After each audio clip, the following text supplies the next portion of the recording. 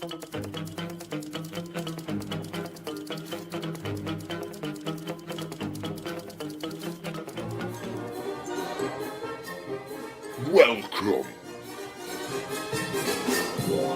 to... Hello everyone, welcome, Merry Christmas. There's a lovely smooth shot. I love this shot. Live on YouTube.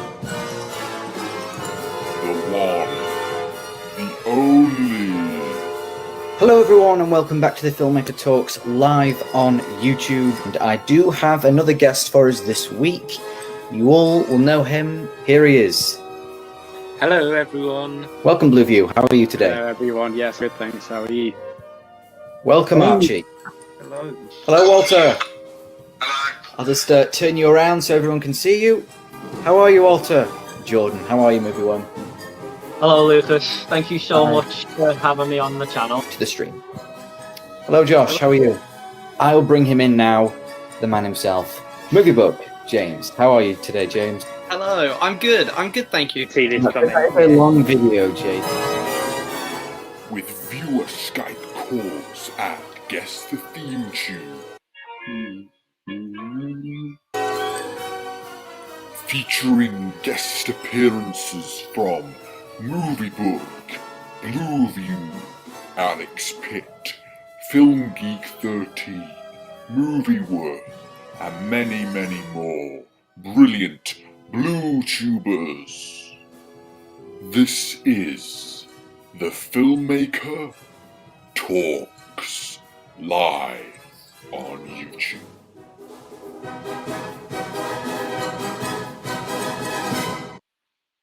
Hello, everyone, and welcome back to the Filmmaker Talks live on YouTube.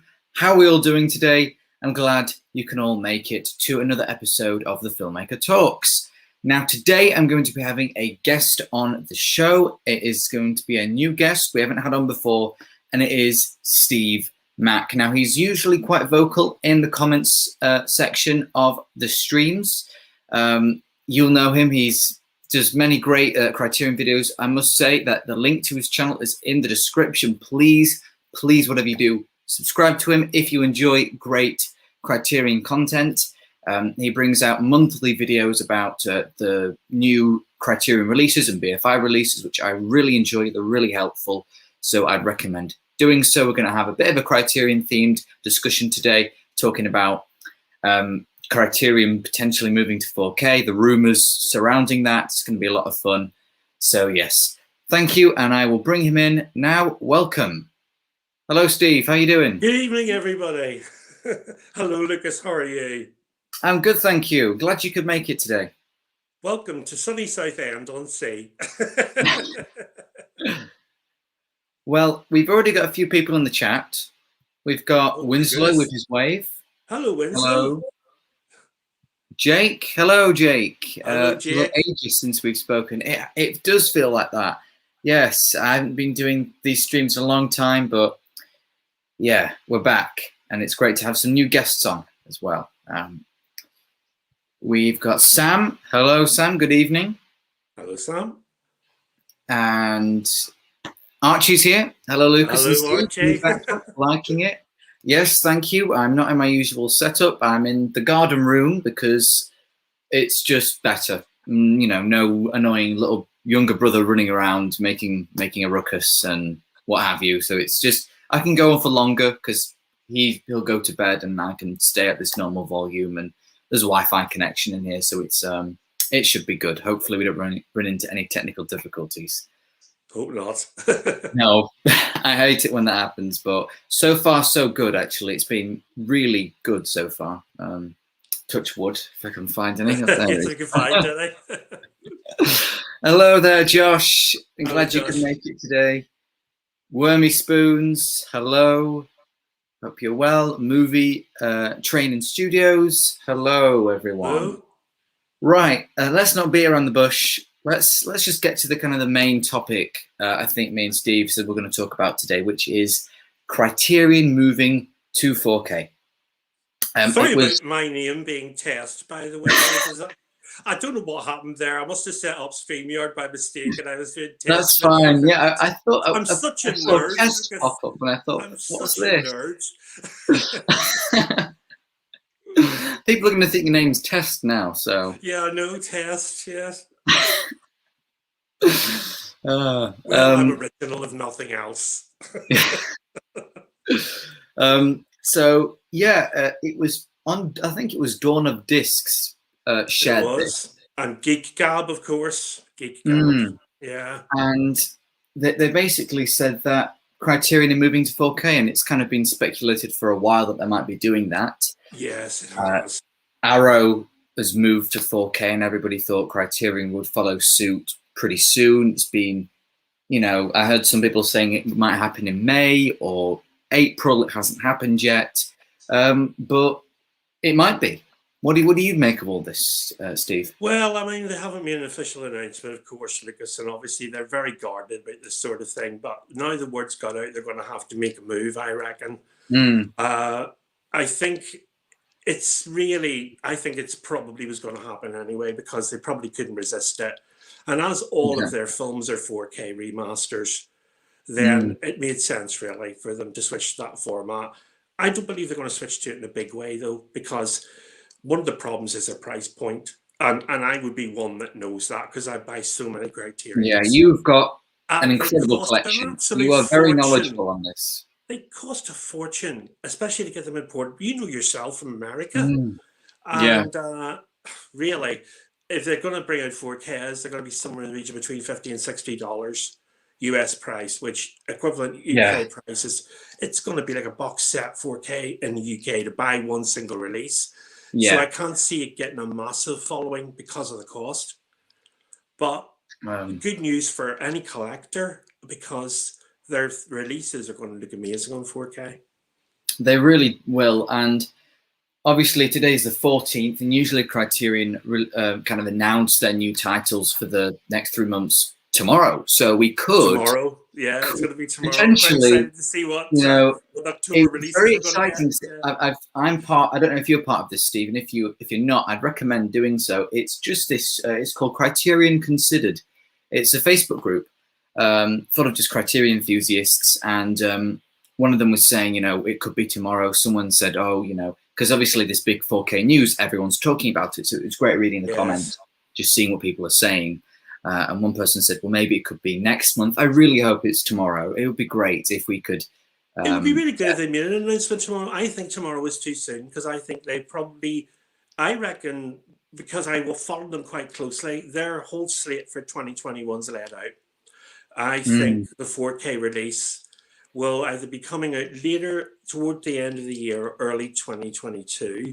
But of course, the problem there, I think, is the speculation is what it's going to be. And of course, this year is the 80th year of that film. Of course. It is 1941 was the year, and it's 2021. So if they're going to do it, they have to do it by the end of this year. They do. But apparently it was said that the film that they're going to, the first 4K, going to have restoration, kind of first 4K film that's making it to the collection, is going to be a film released 30 years ago. Which counts this one out, of course. An American. So it's one out of those two things. I saw a lot of people going Silence of the Lambs, maybe. Well, see, my thoughts on this, Lucas, is that I don't think it will be an existing title released. It's because it's a great Blu-ray, Silence of the Lambs. They're not going to sell those units if they bring it out again, because you look at the Criterion halls, you look at how many people have bought Silence of the Lambs. America. I mean, I've got the Criterion of Silence of the Lambs. You know, I've just bought that. I don't want to. Came out in America. You know? I didn't wait for the UK release. So this is what it's going to be like. It's not going to be an existing title because they're doing that now, re-releasing DVDs as Blu-rays. They've done quite a few this year already. I don't think they're going to do that. No, I mean, it would be great if it was Citizen Kane. Maybe the past 30 years was just to throw people off, or maybe it was just kind of maybe they just didn't know. I'm not sure, because I think Citizen Kane was the first film Criterion brought out. It was Spine #1 Laserdisc. Ice Skate Beppe will tell you this. He's got it. Spine number 1 Laserdisc was Citizen Kane. But not spine number 1, of course, but spine number 1 is, you know what that is. Oh, of John Blu-ray. Renoir. Yeah. The Grand Illusion, isn't it? La Grande Illusion. Yeah. So that is always going to be spine number 1 of the current collection, but the Laserdiscs had different spines. Not that I'm an expert on the Laserdisc, because I don't have I. Well, I've got one, which I think you've got one. I know you've got one, yeah. But somebody's haven't got a player to play it on. No, I don't even want to play it really. It's going to be all right. I had a Laserdisc player for a very short while, but only 2 films because they were so expensive to buy. I had Alien 3. Don't ask me why I bought that on Laserdisc. But back then, you bought the new releases from America on Laserdisc. But the trouble was, everything had to be turned over halfway through to watch the other side. It wasn't really a good choice, Laserdisc. And you bought a film like The Abyss. Yes, it was on Laserdisc. Yes, it actually got a Laserdisc release, The Abyss. The trouble is, it was 4 discs. You had to keep turning it over every half an hour to play it. Yeah, it's not great. But I thought it would be really cool, really great, is if Criterion's first 4K would have been because Grand Illusion is still a DVD. They've never done a Blu-ray. No Blu-ray. Exactly. It would be great if they could make the jump from DVD to 4K, because that's what would bring out the sales and collectors. Because if there was already Blu-ray, most people would everyone would buy the Blu-ray of Grand Illusion. And plus, it's spine number 1. Collectors Spine number 1. It's a bit like Spine 1000, isn't it? And of course, we're heading fast towards 1100 now. So they might do something at 1100, but nothing really special. But of course, we're going to get Spine 1100 by Christmas for sure. Yes, Sam's just brought that up. He says Spine 1100 is coming up. The 4K new title would be ideal spine number. So I think it could be. It could be 1100. It would be nice. It would be nice because like you said, we're definitely getting that spine number by the end of the year. Well, 4 or 5 a month in the States. So that would mean they would probably get to 1100 by Christmas at the rate they're going. Yeah. Definitely. So potentially we would, if they get Spine 1100 at Christmas, December, then we would get the official announcement in September.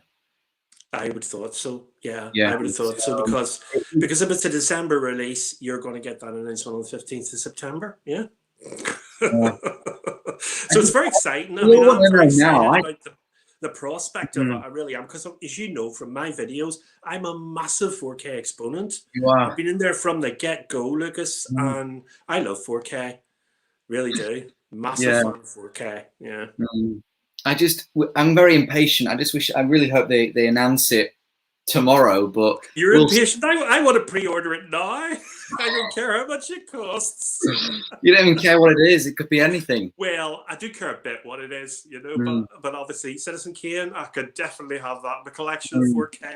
I've got Citizen Kane on Blu-ray. If it's Citizen Kane, I have as well. I mean, I've got it on Blu-ray, but obviously, the restoration on that. But you see, I've just read today. Of all, it's Criterion 4K. I know. But I just read today, and this is what happens. Somebody's popped on already and said Warner Brothers might do it themselves. And I'm thinking, for Pete's sake, I saw something about Warner Brothers. Because it belongs to Warner Brothers, but that doesn't mean they can't license it to Criterion. Yeah. I don't know what that is. Let's just see, because we've had a few comments, so let's just see what people are saying. We've got Playtendo Guy. Hi, Lucas and Steve. Just subbed to your channel after Steve said he was on your stream. Oh, thank you very much. Hello, how are you, Playtendo Guy?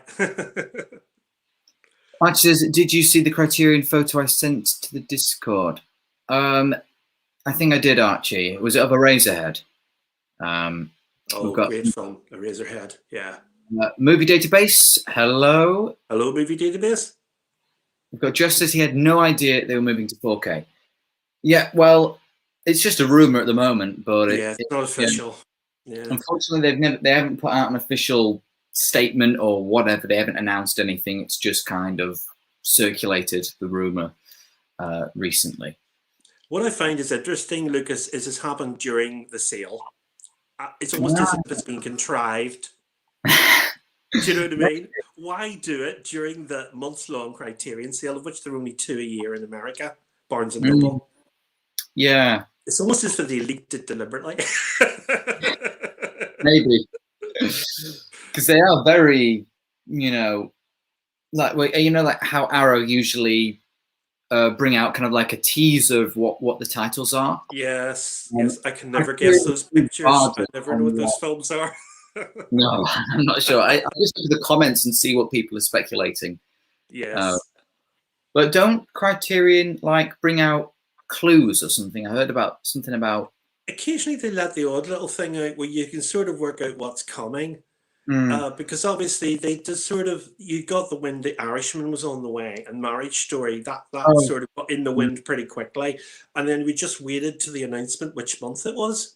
That happened, yeah. of course, and that everybody knew it was going to happen. And Parasite, everybody knew they were going to bring out Parasite. They just didn't know Right, and exactly Memories when. of Murder was And announced. Memories of Murder, yeah, Mm. yeah. And interestingly enough, they don't really seem to care what's happening in other box sets and other releases, because the Bong Joon-ho Memories of Murder was released along with the other disc, the two in the pack. You had to buy both to get it in the Yeah. UK. And then obviously the Bong Joon-ho box set, Mm. it's in that. Do you know? Yeah. Yeah. I still prefer the Criterion version though. I'm glad they announced it, because when I knew they announced it, so I held off buying the Bong Joon-ho box set or the double pack with Barking Dogs Never Bite. I thought they're bringing out a Criterion, and plus those releases don't have any special features on anyway. So I'm like, No, they don't know. I was quite surprised. The set doesn't have hardly any. No. Yeah, I don't know if I show it off in one of my videos, but I do have Memories of Murder. Yeah, you did show it. I'm sure you did. Yeah. I saw it on MovieBug's video. I think he showed it off on MovieBug. Yeah. Yeah, probably did. We've got Windsor saying, do you think the difference between the cinema of Conflict Arrow? Help me out with this name, Steve. You know the name. Oh, yes. So, okay. That's Krzysztof Kieslowski. Kieslowski. Yeah. Release one, £30, and one is £55. Okay. Yeah, I know which ones he's talking about here. I wouldn't imagine that the £30 one would probably it probably hasn't got as many features as the £50 one. I'd be surprised it has as many movies on it as well. I don't have either of those box sets, but I do have Kieslowski and Criterion, but I don't have the separate box sets that he's talking about, the Cinema Conflict Arrow. Yeah. I haven't seen anything from Kieslowski, but I know of him. The Three Colors trilogy, and Decalogue. Oh yeah, well that's the one. If you're going to see that, that's the one to watch. Yeah, yeah, brilliant films. Yeah, because I know Decalogue's part of Arrow Academy and things, but I just want to get the Criterion, so I'm just kind of. It's a better release, I think, but you know, because it's just nicely packaged. Yeah. Yeah. Yeah. It's sometimes, because the thing is though, because like I see Arrow, and they've got their releases, and then there's Criterion, which of course are more expensive because I've got to import them. But I just recently got the Human Condition trilogy. I saw that in your picture. Yeah. Yes. I posted on Twitter, someone put, "Oh, I just got the Arrow release for £10," and I'm like, I could have got it for £10, from the Arrow, but I just thought, when I heard Criterion were bringing it out, that changed everything. I knew I was going to get the Criterion. Well, the thing is, I mean, it's a big budget, isn't it? Because that's great value, and it's the same three films at the end of the day. It's the same trilogy. You're going to watch those films. Maybe you're not, you're not going to get all. There's not that many features on the Criterion set. You'll find there's not that many. But it's about the films. They're amazing films, and in fact, funny enough, that has spurred me to get more films by that director. I've got Harakiri, and I've got Qui-Gon on the way, because it's just made me so much more interested in Kobayashi now since I saw it. I've got Harakiri and Qui-Gon on Masters of Cinema. Yes, they're available there as well. Yeah. Yeah. I got the nice Qui-Gon because I know Masters of Cinema, they do like a average release, but then first they bring out like a really nice one with like a cardboard slip thing. Yes. Yes, I've seen that. They're really. I would buy Masters of Cinema and Eureka and all of those. I really like Masters of Cinema. I've nothing against any of them. It's just my personal preference for things is Criterion. So if it's available on Criterion, that would be always my first choice. but it wouldn't be my only choice. Yeah. There's some films aren't on Criterion. I've had to get them on Indicator. Do you know what I mean? They're not on Criterion. All the labels are great, but of course Criterion just sits firmly at the top. There's just something about them. I can't. It's like a je ne sais quoi. I can't really put it into words, but you know what I mean, Lucas. Yeah. It's not about being snobby. It's about what they offer. I mean, The Night of the Hunter is a perfect example. Where else are you going to get a documentary that long about the filmmaker Charles Lawton on any other release? Because it's almost like a filmmaking lesson, that documentary. When I watched it, I thought it was amazing. Just watching the man at work, and the fact that it was his only film he'd ever directed. And I'm thinking, why didn't he direct more movies? He's brilliant. I'm just going to open the door here because it is boiling in this. Yes, I've got my windows open. Yeah. I've got a window open, but it's about to close the blind because the sun was shooting through. I hope we're not boring. I hope we're not boring everyone. The distraction here. Some people are engaging with the conversation here. Great. We've got Jim. Oh, hi, Jim John. How are you, Jim?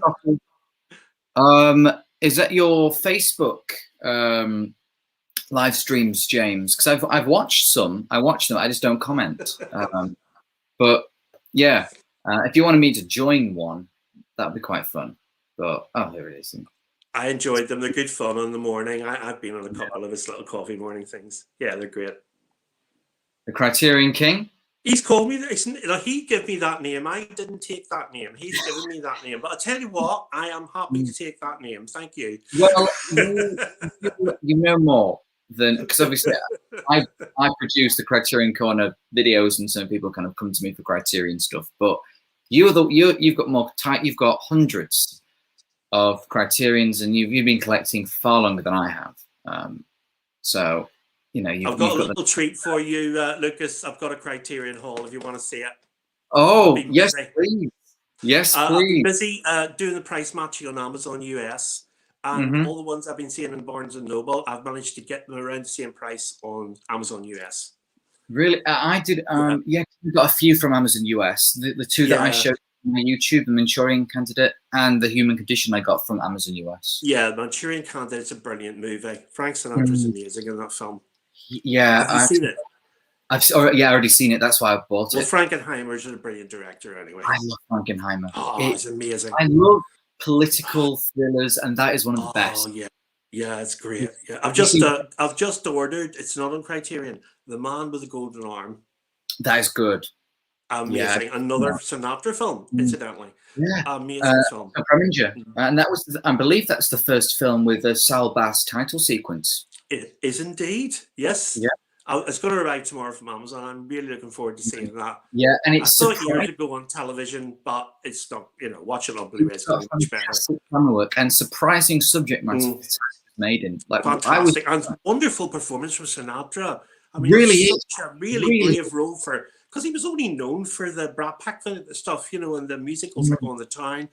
This is really quite a departure for Sinatra. This film, Yeah, and it just. The title's great for what the film's about as well. Oh, amazing. Yeah, amazing. Yeah. So let's see these Criterions. Okay, so Criterion Hall, number 1.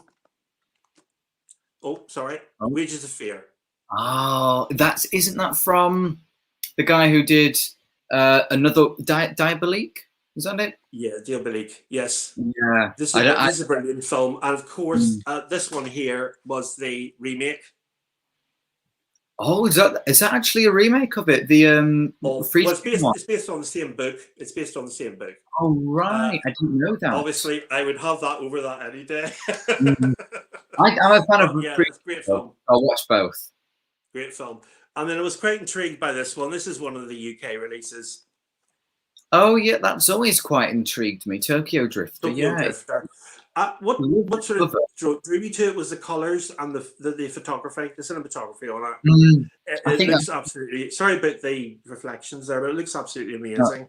Yeah. So I haven't seen this film yet, so I'm looking forward to having a look at this. It's not a terribly long film either. It's only 82 minutes.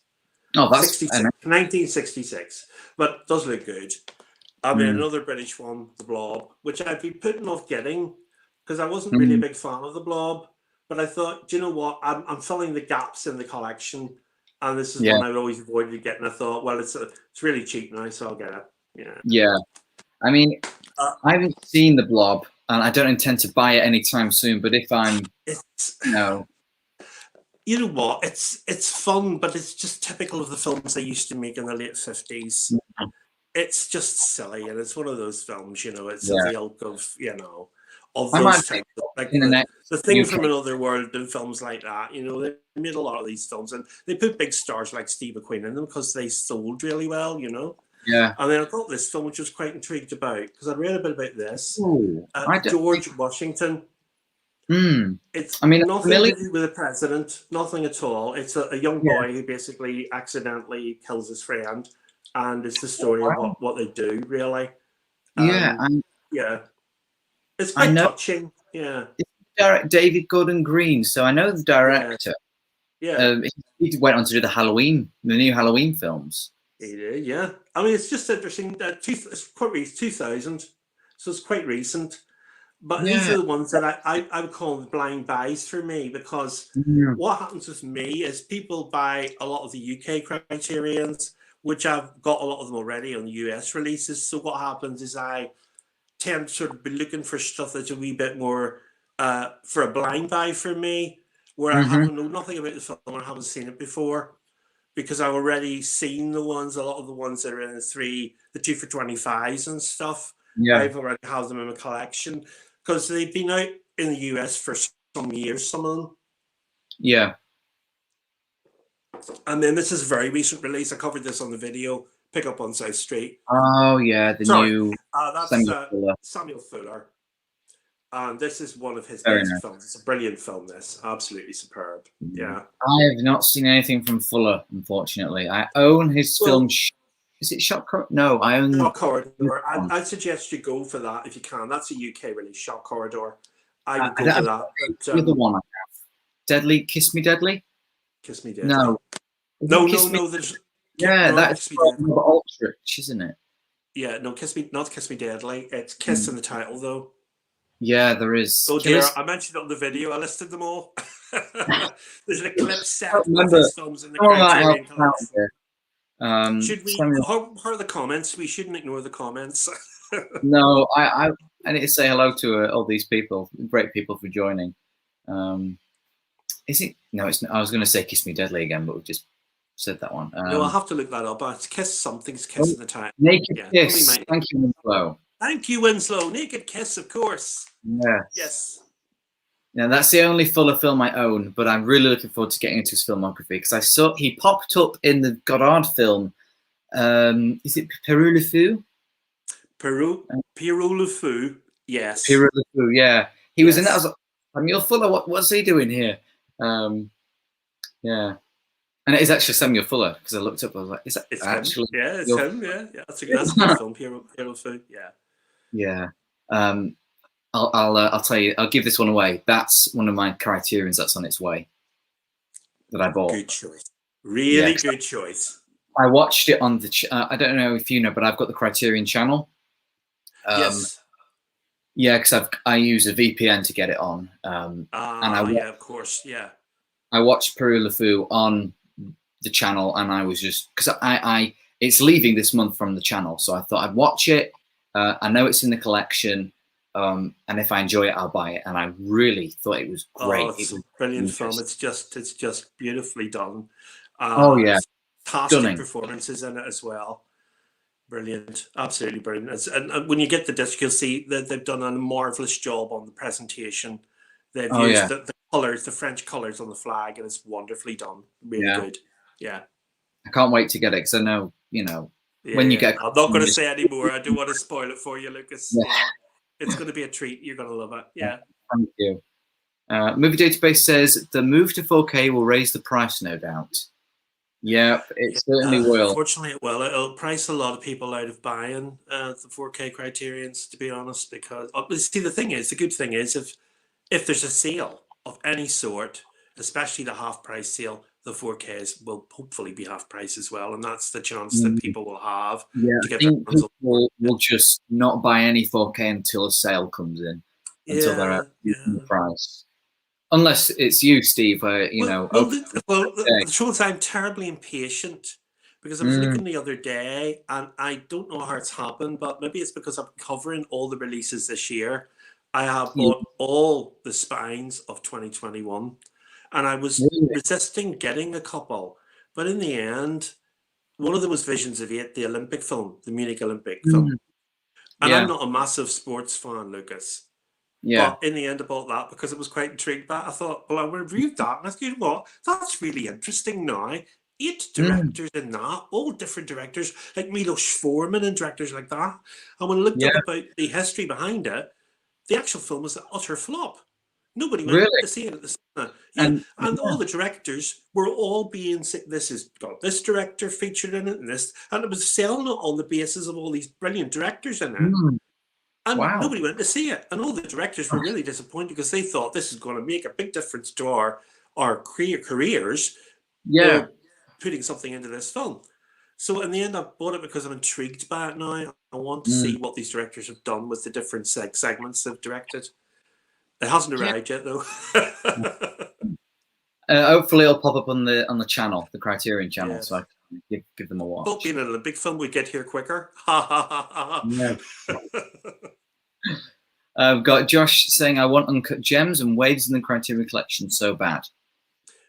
Josh, I would love any Safdie Brothers film in the Criterion Collection. And quite frankly, Criterion, if you're listening, why haven't got a Safdie Brothers film in there? Even Good Times, anyone will do for me. But obviously, Uncut Gems is brilliant.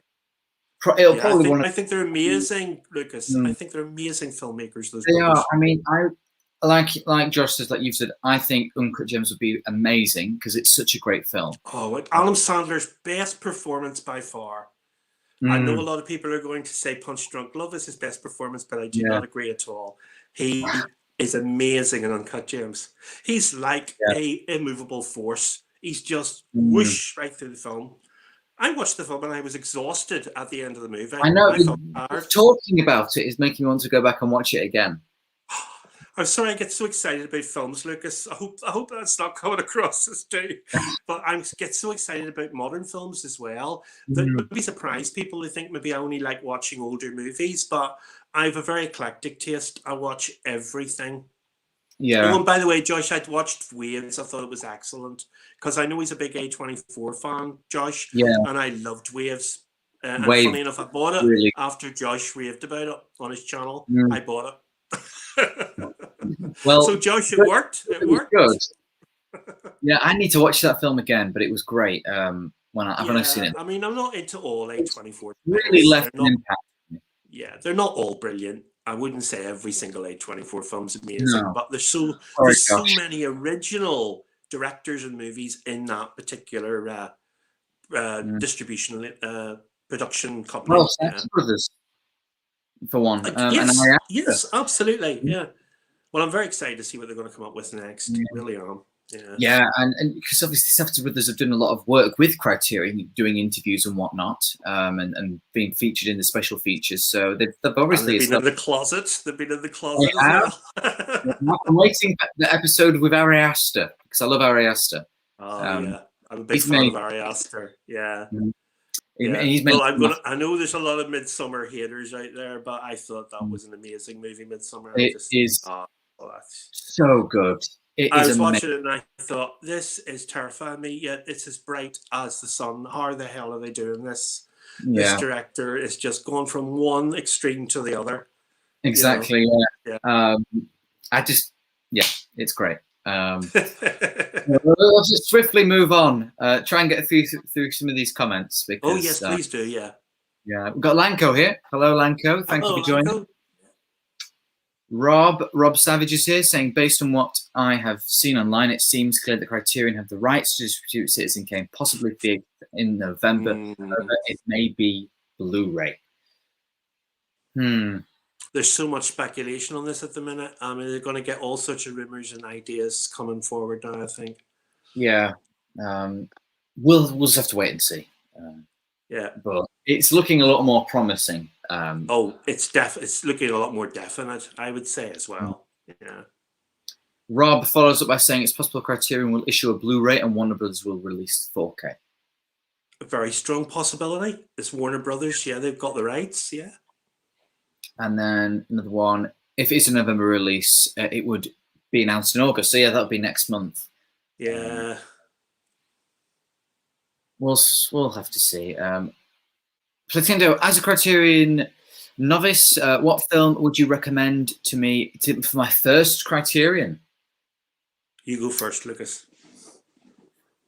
Oh, I always say start something that you're familiar with. Start with something you know. My first 2 Criterions, I bought 2. It was Doctor Strangelove, or How I Loved Stop Worrying, I Love the Bomb. Yeah. And Life Aquatic with Steve Zissou, because there were 2 filmmakers who I know, who I really enjoy. I mean, Kubrick's my favorite. So start with something that you know, I would say. But if you just had to take a random recommendation from me, I would go with A Brighter Summer Day. Yes, that's a good choice. Obviously the one that comes to mind instantly is 12 Angry Men, because that's usually people's first Criterion purchase. It wasn't mine, funny enough. My first one, because I'm a bit weird, was Purple Noon, which is based on the Ripley books. Yeah. That was my first Criterion purchase, because I was just intrigued by the Ripley books at the time. And I wanted to see something other than the talented Mr. Ripley, the American film. And I found Purple Noon, the original French film, and I thought, oh, here, Alain Delon's in that, by the way. Yeah. I get this. And it was brilliant. It was a brilliant film. Yeah. Yeah. But I wouldn't recommend it as a first purchase. Because it's French and it's got subtitles. Sorry to just cut you off a minute, Steve, but Josh has been incredibly kind and just sent in a super chat. Wow, thank you so much, Josh. Brilliant, Josh. Thank you so much. Most are great. Loving the stream, guys. Well, I'm really glad you're enjoying it. Super. Glad to be here, guys. Glad to be here. It's a great discussion we're having, and you really don't have to do that, Josh, but that's really, really kind of you. Thank you very much. Wow. But anyway, you were saying about your recommended Criterion release for Platindo. Oh, well, I would say definitely 12 Angry Men. And then possibly The Seven Samurai. I mean, we can't go wrong with Kurosawa, because I think as the most accessible Kurosawa, it's got to be The Seven Samurai. Yeah. Yeah, but obviously I wouldn't push anyone towards a French film, not for the first Criterion, not just no. Yeah, you need to get a few. Wait a couple of titles and then you can. Yeah, too much too soon. Yeah. Movie Database says, I mean, Criterion are transparent in their ethos. They're committed to restoring, delivering, digging up numerous films that are forgotten or beautiful gems. It seems 4K is the natural evolution. Yeah, it does, because they do say that they're bringing out the best films around the world in the greatest quality, but they're all Blu-ray. They're not 4K. So yeah, it just seems, again, from also a business standpoint, Arrow recently did it, and that they're doing quite well. People are really enjoying those 4K releases. So yeah, it seems that they're just going to have to, maybe just because of possibly demand, even though the prices will go up. But yeah, it'd be interesting to see whether they actually do something in the price point. They might sort of do an introductory offer with that first title, because they might get it off the ground. So they might want to say, we'll lower the price and then we'll see how it goes. That's a very good business move. I would think about doing that, because they wouldn't be losing much money. They would still have a specific market there. Because as you know, if you don't got a 4K player, you don't buy a 4K Blu-ray. Exactly. I mean, the whole thing within itself, there's going to be loads of Criterion collectors out there who have not yet converted to 4K. And it's the one thing that was putting me off. You've got to buy the TV. You've got to buy the player. It's money. It isn't just expensive. Yeah, it is expensive. And it's trying to find the right TV and things, and it's just really expensive. And some people might see that. So yeah, we've got Josh says, what is the best film you guys have seen this year so far? Mine is Judas and the Black Messiah or A Quiet Place Part 2. So I'm guessing, Josh, you're saying best film 2021 release? 2021, yeah. For me, it would be A Quiet Place Part 2. How about you, Steve? I loved Minari. I thought it was an amazing film. Yeah. I just loved the whole film from beginning to end. I love the characters in the film. I love the woman especially. Well-deserved Oscar there, I thought. And I would go with Minari. I'm going to be very controversial and actually tell you that I didn't really like Nomadland. Really? No. How And the reason why I thought was Frances McDormand could have done better. Really? So there you go. Yeah, she has won 3 Oscars now. And I thought the films she won the other Oscars for were better performances than Nomadland. That is a very controversial opinion because I really, in fact, because I would have said Minari or Nomadland for 2021, but I count them as 2020 releases just because. Yeah. Yeah. Well, I watched it this year because obviously I streamed it. It was on stream and I bought the actual Blu-ray, funny enough. Yeah. I don't know why I do that because I didn't like the film that much, but this is typical of me. I buy these things. Anyway, the thing was for me, I just thought it was more plotted about this director, Chloe Zhao, who's a really good director. But I just thought that it was very meandering and it didn't really go anywhere specifically. And the end titles come up and I thought, is that it? But she's hardly done anything in this film. She's been nowhere and done nothing. You know what I mean? In fact, she's probably back where she started, really. So I felt quite strongly about the film at the end. I know that was a good sign from the filmmaker's perspective, what they wanted to do. It was a beautiful film, Lucas, don't get me wrong. Beautifully shot. But again, the actress that was in the, I'm not going to give the plot away, but she was in a sort of Winnebago thing with Frances, a big scene. She wasn't a natural actress. And boy, did that show. She wasn't an actress. It showed to me. I could tell. I thought the real nomads they used in the film did a really good job. I thought they were just really... it just wasn't cinematic enough for me in performance. I felt for her. It was almost documentary-like in a way. That's what got me. Maybe that's what upset me about it. I expected more from it. You see, I thought, well, if you're going to make a documentary, make a documentary. You know, do one or the other. You know what I mean? She didn't know what she wanted it to be. That was my problem with that, I think. Yeah, because I've recently rewatched it. I watched it in my local cinema, and I put it as my #1 film of 2020, but I have still yet to rewatch another Minari. Yeah, it's kind of joint #1 place with those 3 films, Minari and Another Round. Yeah. I can't decide which one I like more. But right now, Nomadland's #1 on the Letterboxd list just because I've rewatched it and really. The other one that impressed me I saw it this year, not last year. It came out last year. It was Promising Young Woman. I thought Carey Mulligan was amazing in that film. Well, I love the film. Archie's here. He will be very happy to hear that because he is a very big fan. I love the comedic elements in the film. I thought it was really funny. I laughed so much through the whole film, and I thought I shouldn't be really laughing at this, but I am. Yeah. I enjoyed Promising Woman as well, but yeah, Nomadland. I think I just felt really connected to it. I just thought it was really interesting portraying this way of life that these people choose. And I know some people have a problem with, okay, it's showing us this way of life. Are these people happy with it? And it doesn't really do anything with that. You know, it doesn't show us a certain. It's quite unbiased in that respect. Yeah, it's not glorifying this lifestyle, but it's not showing how terrible it is. Even though Frances McDormand's character was slightly forced into it in a way because of what happened. She was their circumstances. But I mean, they seem to be very happy with their lot, I thought. The people, the nomads, seem to be quite content with their lot. Yeah. I'd be struggling. I didn't know internet would do my head in. I couldn't be a nomad with no internet. You had a big van to fit all those Criterions in as well. Such a technophobe. I'm such a technophobe.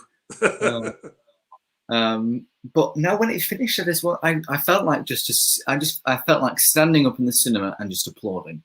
I just Oh, really. really? No, I was ambivalent at the end of it, and maybe that's because I'm older. I don't know. It just left me a little bit. Well, Jesus, I've lived a life and I've done more than she did.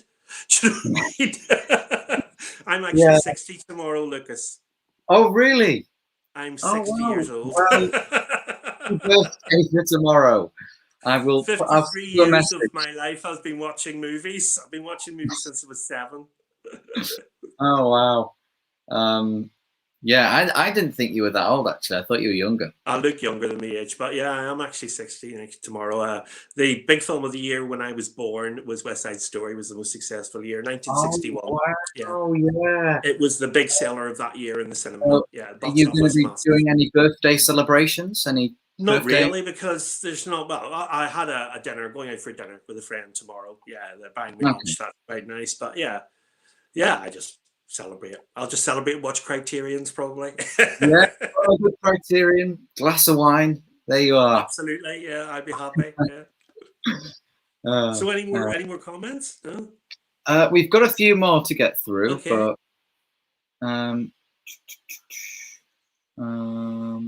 where are we? Oh, wait, we've missed one.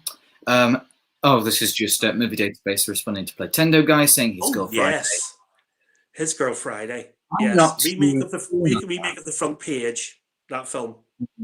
It's a direct remake of the front page, and it's a brilliant movie. Fantastic. I'm really not good choice. Not really. You're not a fan. No, you're not a fan. No. I really love Bringing Up Baby, which I can't wait to get on Criterion. Oh, so excited about that! Yeah.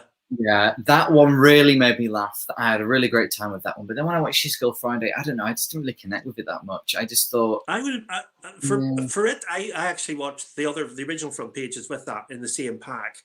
I prefer the original film. I prefer the original front page film. Yeah. Oh. Yeah, because it's a play. You see, the front page is actually a play. So the front page film was based on the play, and I'm a big fan of the play as well. Okay. Yeah. So it sort of it's special for me in that respect because it was a play too. Yeah. Movie Database says, do we know when the next UK Criterion sale is going to be? Well, they just seem to pop up. They don't seem to be announced, do they? Suddenly you see the Criterions 2 for 25. I'm not sure because we have April. Yeah, I reckon it'd be maybe in the autumn. HMV will maybe do another one. Because if we go back to last year, this time last year, well, I don't think there was one, but there had just been one in June, which we didn't get because we got one this year in March/April. Yeah, we did, didn't we? Yeah. We got one in November. Of last year? Yeah. Yeah. We had a 3, so maybe we'll get that one earlier since we got the other one earlier. We might do. It's good because it lets people get more Criterions and build their collections up. And it's great to see so many people interested in Criterion as well. It's great. My only bugbear, I'm going to have a go at Criterion here. It's getting better because as I do these previews, I notice the dates getting closer. Now, the biggest example is actually this month. You have got Bringing Up Baby come out on the 6th of July in America. Mirror came out on the 6th of July in America. There's only a 20-day difference between us and them. We're getting it on 26th of July here, and we're getting the other title on the same day. But we're having to wait till August for deep cover. Yeah. Why? There's no logic to it at all. No logic. We're getting Mirror as well on the 26th. Oh, I'm very excited about that. I love that film. Yeah, can't wait for that. Yeah. It's strange why they do that, but because like, drop my computer. Because I know the Damned is coming. Visconti's The Damned. So and I really that gets a UK release, but it hasn't been announced for what was the last one they did? September. So maybe we're getting it in October now. I don't know. You'll get it. I mean, it seems to be we get some of them, but we get them a month or so later. But we don't get the UK release. They don't seem to announce the UK releases on their site like they do the US ones, what I tend to have to do is look at the UK Criterion list, and then it just takes me to Amazon where they suddenly become on sale, and that's how I know then when the disc dates are. But don't trust what's the Blu-ray.com, because some of the dates on there, they're wrong. Some of them, because they announced Pariah as July the 12th, Pariah is 26th. Right. I'm sorry, I've got all these dates in my head. I know all the dates of everything. Yeah. Quite sad, I follow UK Criterion on Instagram, and they've also got a Facebook and a Twitter, and they're a great site. It's unofficial for Criterion, but they post. But now I've noticed that Criterion themselves, actual Criterion, are tweeting, here are the new titles for UK. They never used to do that, but now they're actually recognizing that we're here. Recognizing we exist. Thank you. We've got them. How about Criterion fans are everywhere in the world. They're everywhere, Well, I'd like to see more titles in our collection. I think our collection is so small compared to the US one, and unfortunately, I end up going to the US one all the time for titles I haven't got, and that they're never going to come out here. You can tell. You just think, oh, this title's never going to get a UK release. Yeah. Certain films aren't, but that's odd because then wasn't Blowout on Arrow? And now we're getting it on Criterion, because usually if there's an Arrow release in the UK, you're not going to get a Criterion release in the UK. Yeah, I'm not sure. You see, there's sometimes there's a good example of this, funny enough, coming up is Mona Lisa, because we're getting Mona Lisa. We'll get Mona Lisa, but we might get it after the US, but they're getting it before us. But that's on Arrow. That's an Arrow release, also, Mona Lisa. And there was Night of the Hunter as well, which is on Arrow. Night of the Hunter, And it's already out here, isn't it? It's already out here, So it doesn't sort of have any rhyme or reason, but I think it's got to do with licensing. But obviously, if they get the license, they can sometimes release the title in the UK, and it's already available here. They did it with The Spy Who Came In From the Cold. That's available in the US, and we had a UK release. I think it was on Eureka. Spy Who Came In. But I'd already bought the US Criterion, so I didn't bother with the Eureka one. Same with me. I bought the Criterion, and then I saw that Eureka were doing one. I was like, and to be honest, actually, I preferred to get the Eureka one because I like Eureka. And they talk about bad timing. Literally, I think I'd ordered the US one 2 days before the Eureka announced their release. So I think last. I've only had to wait 2 days before buying that. I would be able to go. But it's just the way it is. Yeah. Movie databases. Do either of you collect the samurai genre films on Criterion, i.e. through Samurai Outlaws, Lone Wolf and Cub, Samurai Trilogy? I'm interested in discovering more. You go first. I've got the Samurai Trilogy, and I will buy these films because I enjoy samurai films. So in that case, yes, I do. I do collect samurai genre films on Criterion, but it isn't. It's just because I enjoy those films, really. It's on Criterion because I've got, Sword of Doom as well. Doom. Yeah, and the Lone Wolf and Cub looks really cool. That box set looks amazing. I have that. But again, it's just choice. I pick one. It's not about setting out to get all the samurai films. I don't have the 3 samurai. And I don't have the I can't pronounce it. Saitochi. The box set. Oh yeah. I don't have those. But then I'm not absolutely nuts on samurai films. Yeah, it's the same with me. I enjoy them, but it's not. Like I actually watched the first film out of the Samurai Trilogy on Monday. So I'm excited to finish that off. Even though the first film was I thought it was okay. I thought it was nicely shot. Yeah, but for me, you see, it's the introduction. The Kobayashi. Human Condition instantly got me. Oh, I want to see Harikiri now. I want to go further with this. Yeah. So that gets me started on a road that I maybe wouldn't normally have gone down, and that happened. Funny enough, with Romanian cinema because that's a road actually I've gone down a lot further than I expected to, because it started off with Christian Mungier, and I saw some of these halls, and they were all talking about graduation and the other film about the adoption. I can't remember the abortion in it. I can't remember the full title because it's like 3 weeks, 4 months, and 2 days. I think it's 3 weeks, 4 months, and 2 days. And that got me interested in that director. And then I started to think, well, what other directors have directed Romanian films, but they're not available on Blu-ray, some of them even, so I had to order them for the second run on DVD. But that got me to watching other Romanian directors, none of which I can pronounce, by the way. You want to talk about Pomerio or something, one of the ones called Pomerio. And they're quite interesting with the way they look at people. They're almost documentary in style, but I find them fascinating to watch. Some people would think it's like watching paint dry, but I find them fascinating because they are just almost commonplace, the things that happen in them, but there's something about them that's slightly off kilter.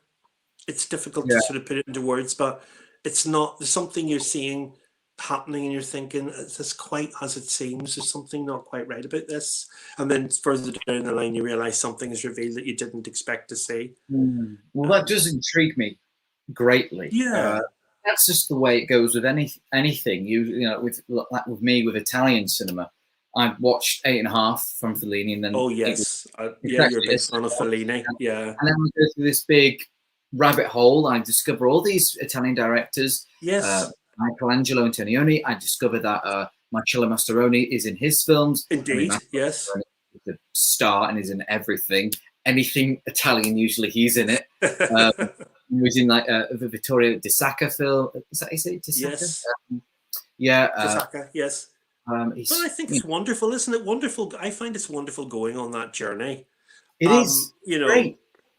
Because you just discover so much stuff along the way that you wouldn't actually have bothered looking up, you know? Yeah, exactly. Letterboxd really helps with that as well. When I'm just, you just lose yourself. Like I might type up, especially when I discovered Giallo in October, I just typed up, you know, on Letterboxd on lists, Giallo, and then all these films came up, and I just filtered them by streaming services I have. And then I was watching so many. Sometimes you don't realize how many films are out there from a single director, and you think, good grief. And I started buying the Christian Minji films, and there's 4 of them in the Criterion collection alone. And I thought, well, I have to get all of these. And Abbas Kiarostami.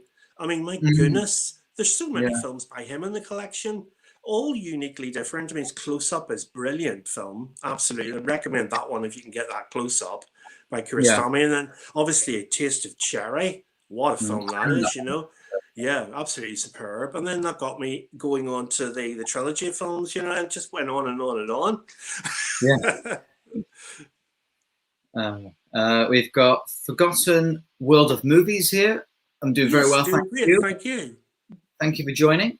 We've got Luke here joining us. He says, hi guys, how's it going? Yes, I haven't seen you in a long time, Luke. I'm glad you could join. Very kind.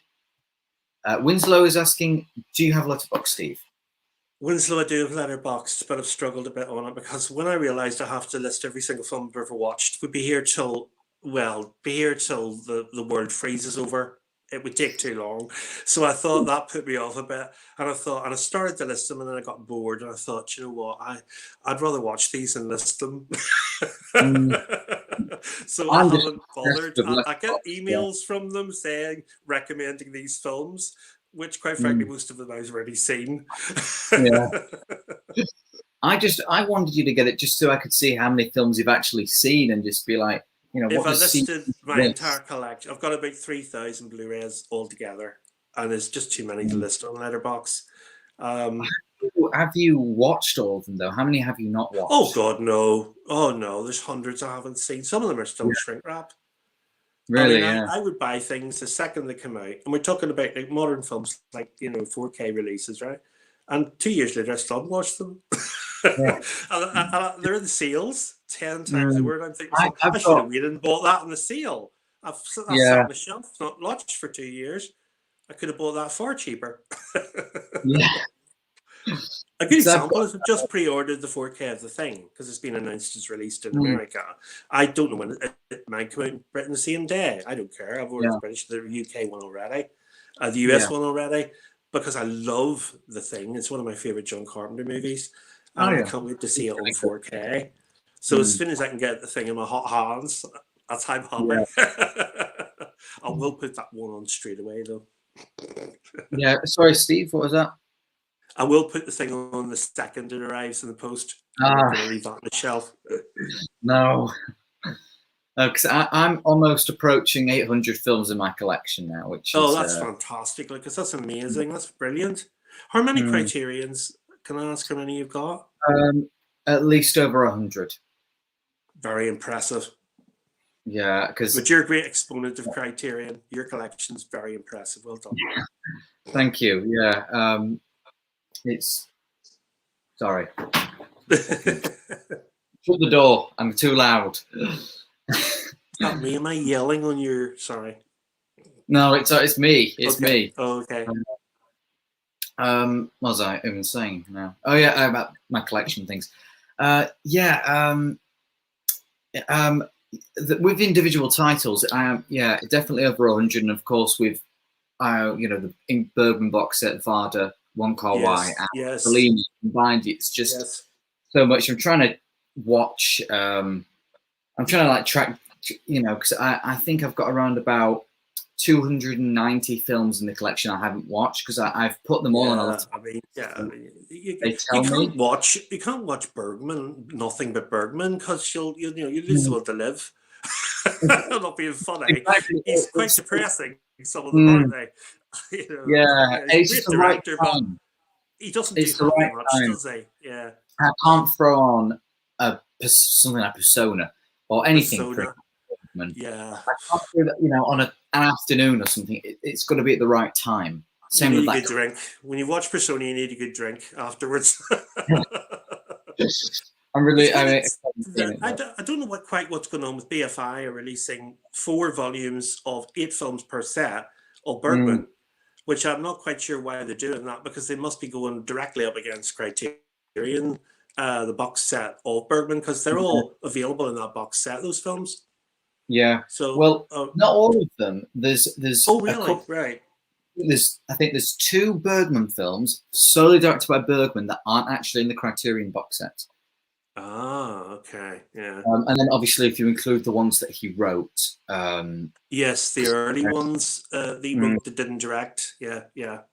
So obviously they're not in the Criterion, but that's why I might buy the BFI one, because it has just a couple of Bergman films that aren't in the Criterion one, and plus you get the early ones that he wrote.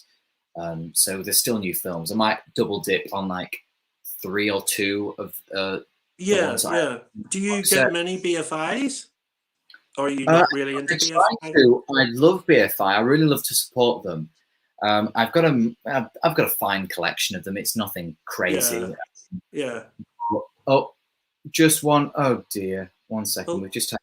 We've got somebody in. There we are. Filmmaker. But we've also got a great guy in.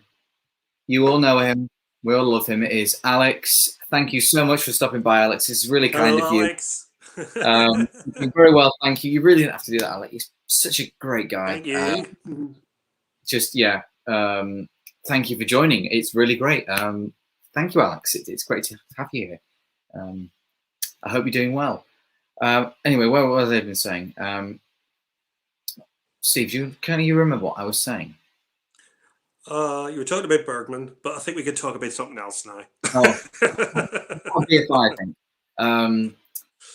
I have a fine, but I want to get more. I have a few. Have you? I mean, you've probably seen it. Late Spring from Ozu. Oh yeah. Yeah, and have you got the Criterion of that? I have. Yes. Yeah, I've got the BFI Blu-ray, and the restoration, the actual quality of it wasn't great. Would you say they don't have the same sources? Some of them aren't the same sources. I know. Yeah. I don't know why that happens, but BFI certainly still do a very good job. I mean, I bought Piccadilly. Now you're probably not into silent movies, but Piccadilly, I'd sort of been on preview of it, and I was quite intrigued by it, and I ended up buying it. I wasn't going to buy it. And then I thought, you know what? I'm really intrigued by this now. I've talked about it. This is what happens with me. And it sucked me in, and I bought it, and the restoration is superb, and it's from 1920 something. And I'm thinking, good grief, they've done an amazing job on this film. So they do get it spot on sometimes, and then other times maybe they're forced to use a print that's just not as good. I think it's about money as well, Lucas. They don't have the budget that Criterion do. I don't think. Yeah. Because I've also got the BA5 Blu-ray of Seven Samurai, which and the restoration is actually okay on that. It's pretty good. Yeah. But the thing about them, I mean, I'm just going to say, I really do. It all started with a kind of Buster Keaton that I've been really getting into silent films. Yes. I got the Eureka. They released like 3 of his films in one release.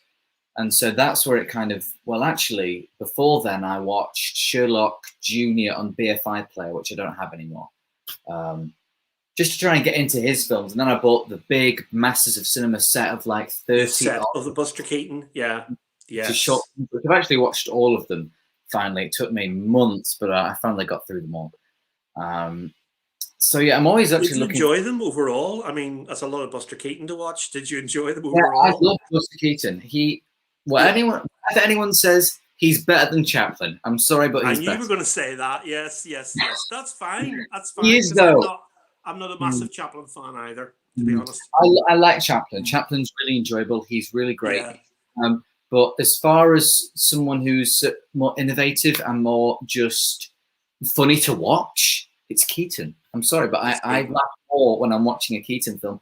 The stunt work he does is just it's amazing. The stunt work's superb. Yeah, it's framing as well, which you can see even influences to Wes Anderson. Just kind of the box kind of theme of it. It's just. I mean, I've got a soft spot for Howard Lloyd as well. I have to admit.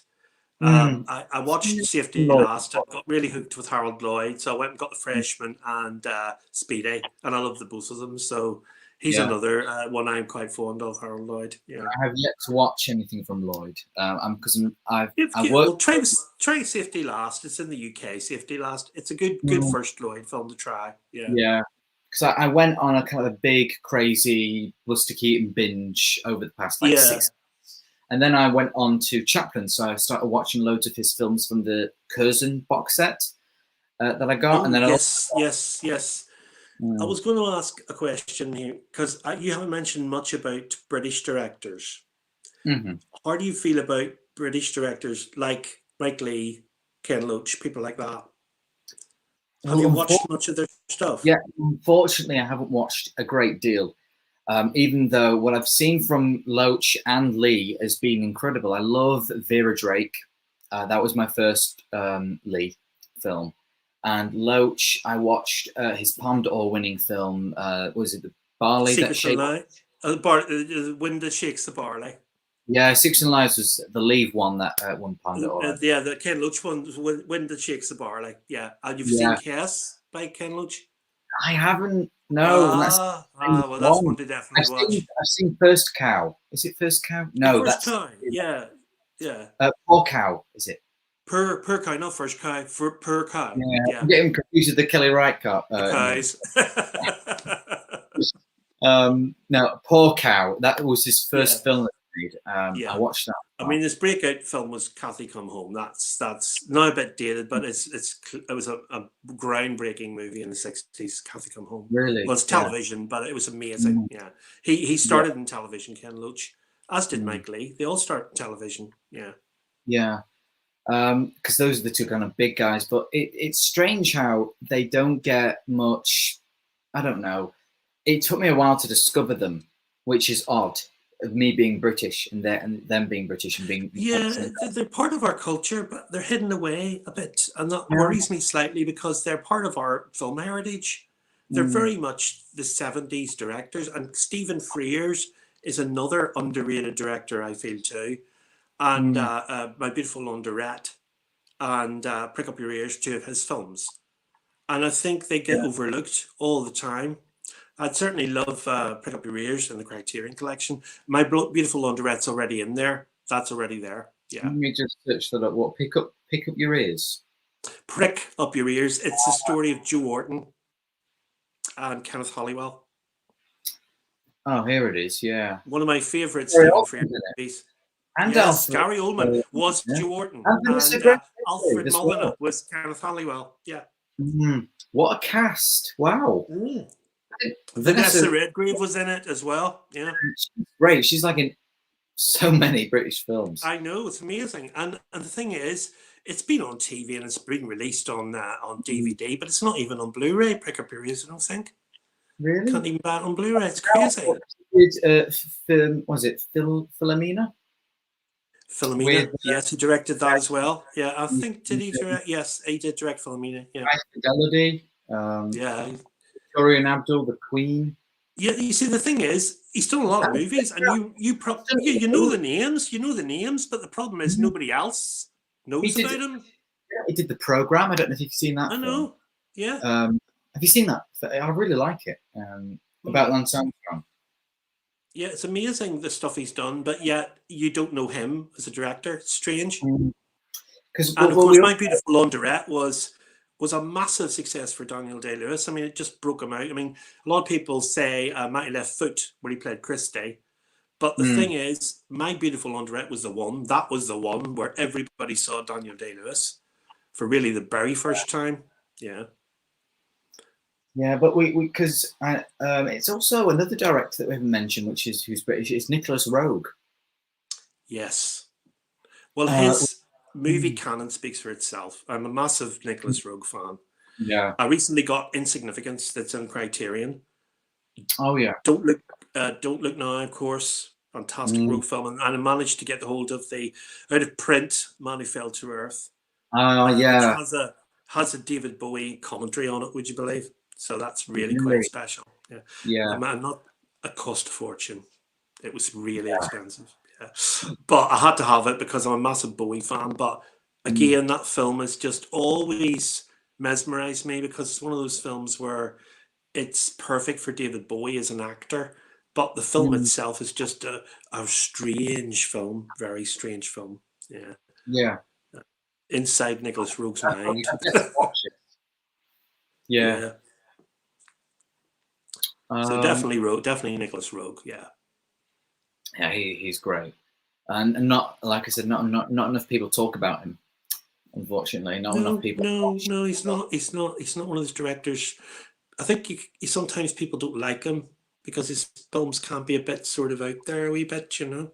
Yeah, I can maybe see that Walkabout, but something like Don't Look Now. Yeah, it's strange, you know. Walkabout's a great film, though. Jenny Aguilar's brilliant in Walkabout. Yeah, he's great. Because one of my favourite British directors as well, who's actually quite, I guess he's quite well, David Lean, who's known for his David Lean, the master. Yes, wonderful director. I've just discovered that almost all of his early films before he did Bridge on the River Kwai are on the Criterion channel. And I was like, my I just binge all of his early films. Yeah. There's so much.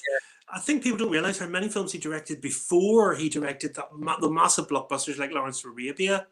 It was like he had a whole career before him. You know, that's just amazing. David Lean's an amazing director. Yeah. He really is. Yeah, I mean, Lawrence of Arabia is one of the greatest films ever made. Oh, it's an amazing film. It's one of my all-time favorites, Lawrence of Arabia. And I've got a real soft spot. I've got a soft spot for Dr. Zhivago as well. I love it too. I like Dr. Zhivago, but coming close second would be Bridge on the River Kwai. Oh, it's amazing, Bridge on the River Kwai. Yeah, I love Alec Guinness. Alec Guinness is so good in that. Alex Guinness is his go-to. If you look at most lead films, Alec Guinness is in them. Even the early ones. And then I think his final film is like in the 80s, Trip to India, isn't it? To India. Oh yeah, to India. Alec Guinness is in that as well. Yeah. It must have been his 80s or 90s. Yeah, he was getting on. I think it was may have been one of his last films, Alec Guinness, actually, Passage to India. Yeah. Anyway, what's the comments? What people were saying? I hope this is interesting for people. I hope so. Yeah. Take notes. If you've heard of any of these directors, take notes. We haven't mentioned Marvel once. I have all the Marvel. Listen, I have all the Marvel movies. I love them. I'm not gonna have a go. I just think they're brilliant too. But they're not. I wouldn't call them classic films. They're never going to become classics because there's nothing there that you can look back on and it's not a Barry Lyndon. None of them are Barry Lyndons. You know what I mean? No. We've got a big question here. What is your favorite film ever? Oh, you can't ask that. It's too hard. Give us a list. No, I can't answer that. It's too many. I don't think I know this. Just give us like a list of your top 5, top 10, top 100. How many? Well, it's right at the top. I mean, it's not. It's certainly way up there, and you probably agree with me totally here. 2001 is a masterpiece. It's got to be right near the top of my top 5. I agree 110%. It's just every time I watch it, I just draw job. It just drops my jaw every time I see it. It's just the framing is absolutely immaculate. Nothing in that screen is accidental. Nothing. It's all deliberate and perfect. It's as near perfection as you can get. It really is. Well, here's the thing. In August, I'm going to go watch it on the big screen. I don't know if you've heard of this cinema. It's the Prince Charles Cinema in London. I'm going to watch it in 70mm. Oh, I'm so jealous. Oh, that's I've never amazing. Yeah. I've seen a film in 70mm. I have. I saw Hamlet. Don't laugh. Kenneth Branagh's Hamlet. All 4 hours, 2 minutes. I saw it in 70mm. It looked brilliant. It was amazing looking, but unfortunately, it was as dull as ditch water. It's not going to go down as the best. Well, Branagh's Henry V was boring. I'm sorry, it was. Well, when you see Jack Lemmon in there because he's a friend of Branagh's, you think, oh, for goodness sake, here we go. You've got every possible Hollywood acolyte in that film, right down to Batman himself at the time. Was in that. the 89 Batman. Not the Batman. I thought you meant Christian Bale. Young Christian Bale's No, the one before that. Well, the one before that. Yeah. Batman the movie, not Batman Returns. That Batman. I'm trying to remember his name. It's gone right out of my head. Michael Keaton. That's the one. He was in it. He was the gravedigger. And I thought, oh, here we go. I didn't see him. Michael Keaton's in as the comic diversion. They put Michael Keaton in. He's about as well, he's not funny, is he? He's not funny. No. What's funny about Michael Keaton? Odd choice, but yeah. So I've seen 2001 before on the big screen, but it was at View Cinema. It was nothing. Yeah. Well, I've never seen it at the cinema, Lucas. I have to admit. I mean, I think it's going to be really special when I watch it, the Prince Charles. Oh, it'll be amazing looking. It'll be probably the print that Nolan supervised. It might be that 70mm print. Probably. Yeah. It'll look and sound amazing. Yeah, especially with the modern technology in our cinemas. You know that you can. It'll be the speakers will be everywhere. It'll be superb. Yeah. You should split the. No, I've got enough money. I'm fine. No, you put it towards your Blu-rays. It's funny because I've never received any of this money. People keep on sending me on super chats. Where does it actually go? YouTube. I think I have yet to give it in my account. I don't know when. Oh, you have to monetize your channel or something. Well, I'm already monetized because I've got the ads and super chat. And I've done all the information. I put my bank details in it. They sent me about 60p to make sure they got the right details. So they sent me 60p. And then they were like, "Oh, it's just a pain usually because you've got to put in something about it. This is to the US, but you've got to put in your tax details." I'm only. Oh, of course, it's taxable. Yeah. Oh, I couldn't be bothered with any of all that. Yeah. I don't even know my tax details. I don't think I've got any tax details. It's too much like hard work. No, you're not doing it for fun. Then you run it as a business, then, aren't you? It's like tax returns and If you don't put this in, we will take 20%. Oh, So yeah. I don't I know. suppose they have to make money. That's what they're there for, YouTube. They're Yeah. holding the money. So when Yeah. people chat, I will get that money one day. So it's very It'll come kind. through eventually. Yeah, there you are. It will, yeah. Well, Mrs. Steve, I have been trying to get Lucas to watch Valhalla Rising. Have you seen it? And I always ask new guests, have you seen What Dreams May Come? I have seen it. I have seen it, Wormy Spoons. It was okay. It wasn't a revelation for me, to be honest. But do you know what, Lucas? You should give it a go. It's not a bad film, but to be honest, Yeah.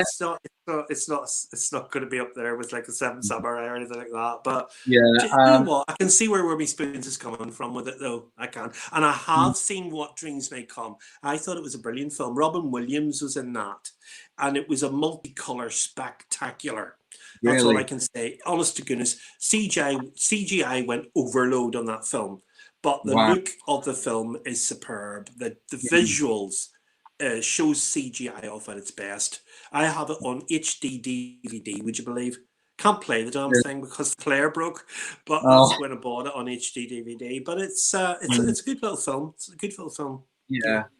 I'm not putting it off watching either of these films. It's just finding the time and when they are, but I will watch them eventually. You have to prioritize, Lucas, as well. I find, I mean, there's still films in my collection, the Criterion collection, I haven't watched.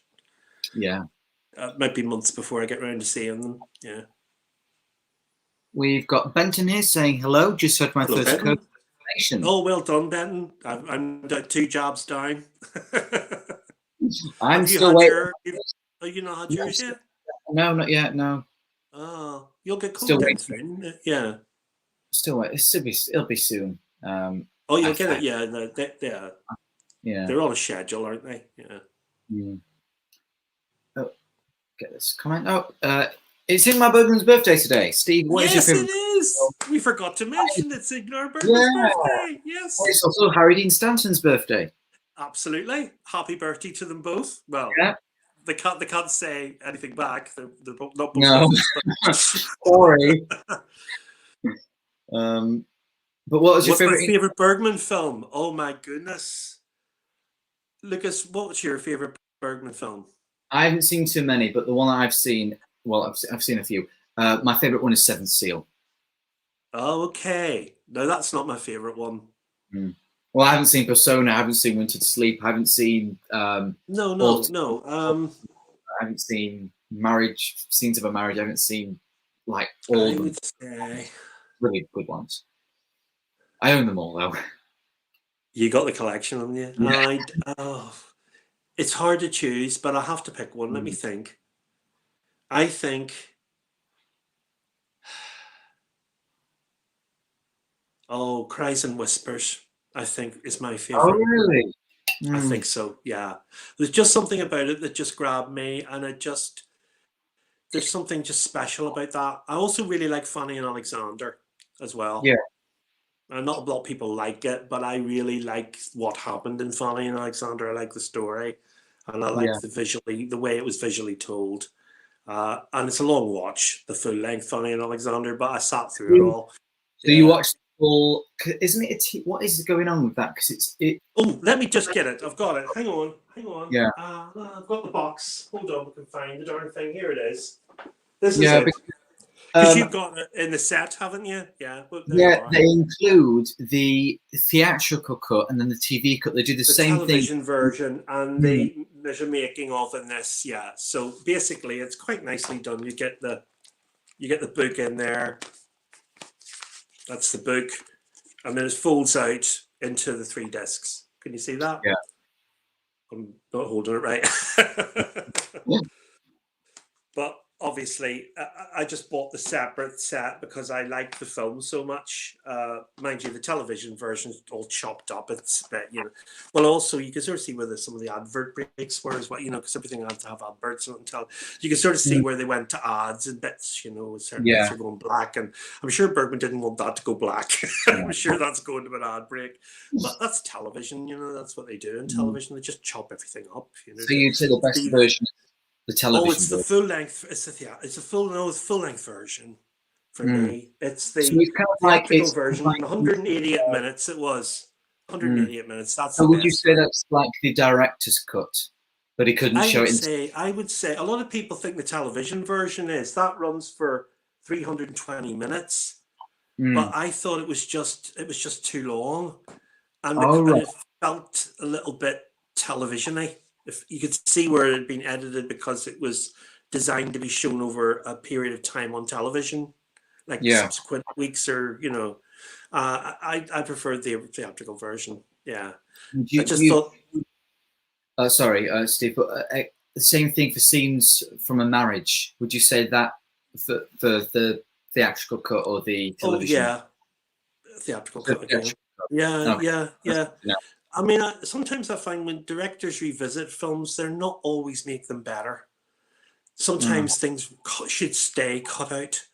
I still don't know why Coppola went back on Godfather 3. It was god awful to start with. So why did he go back and make it? Because quite frankly, it's literally better. I've only seen it once, literally. I sat through the new version. I thought, why did he bother? Why did he bother? It wasn't a good film to start with. It's not really that much better. No. Well, the problem for me is I don't think Sofia Coppola can act very well. She was awful. She's not an actress. No, I don't. Why is she in it? Well, I think she did. I think it was a favor. I think she did it as a favor to, Well, maybe because Winona Ryder was originally cast in that role, I believe. I think she was. Yeah, I think she was doing it to get him out of trouble with it, because obviously it must have had a schedule for release and filming and stuff. And because she was originally cast, but then she had to drop out.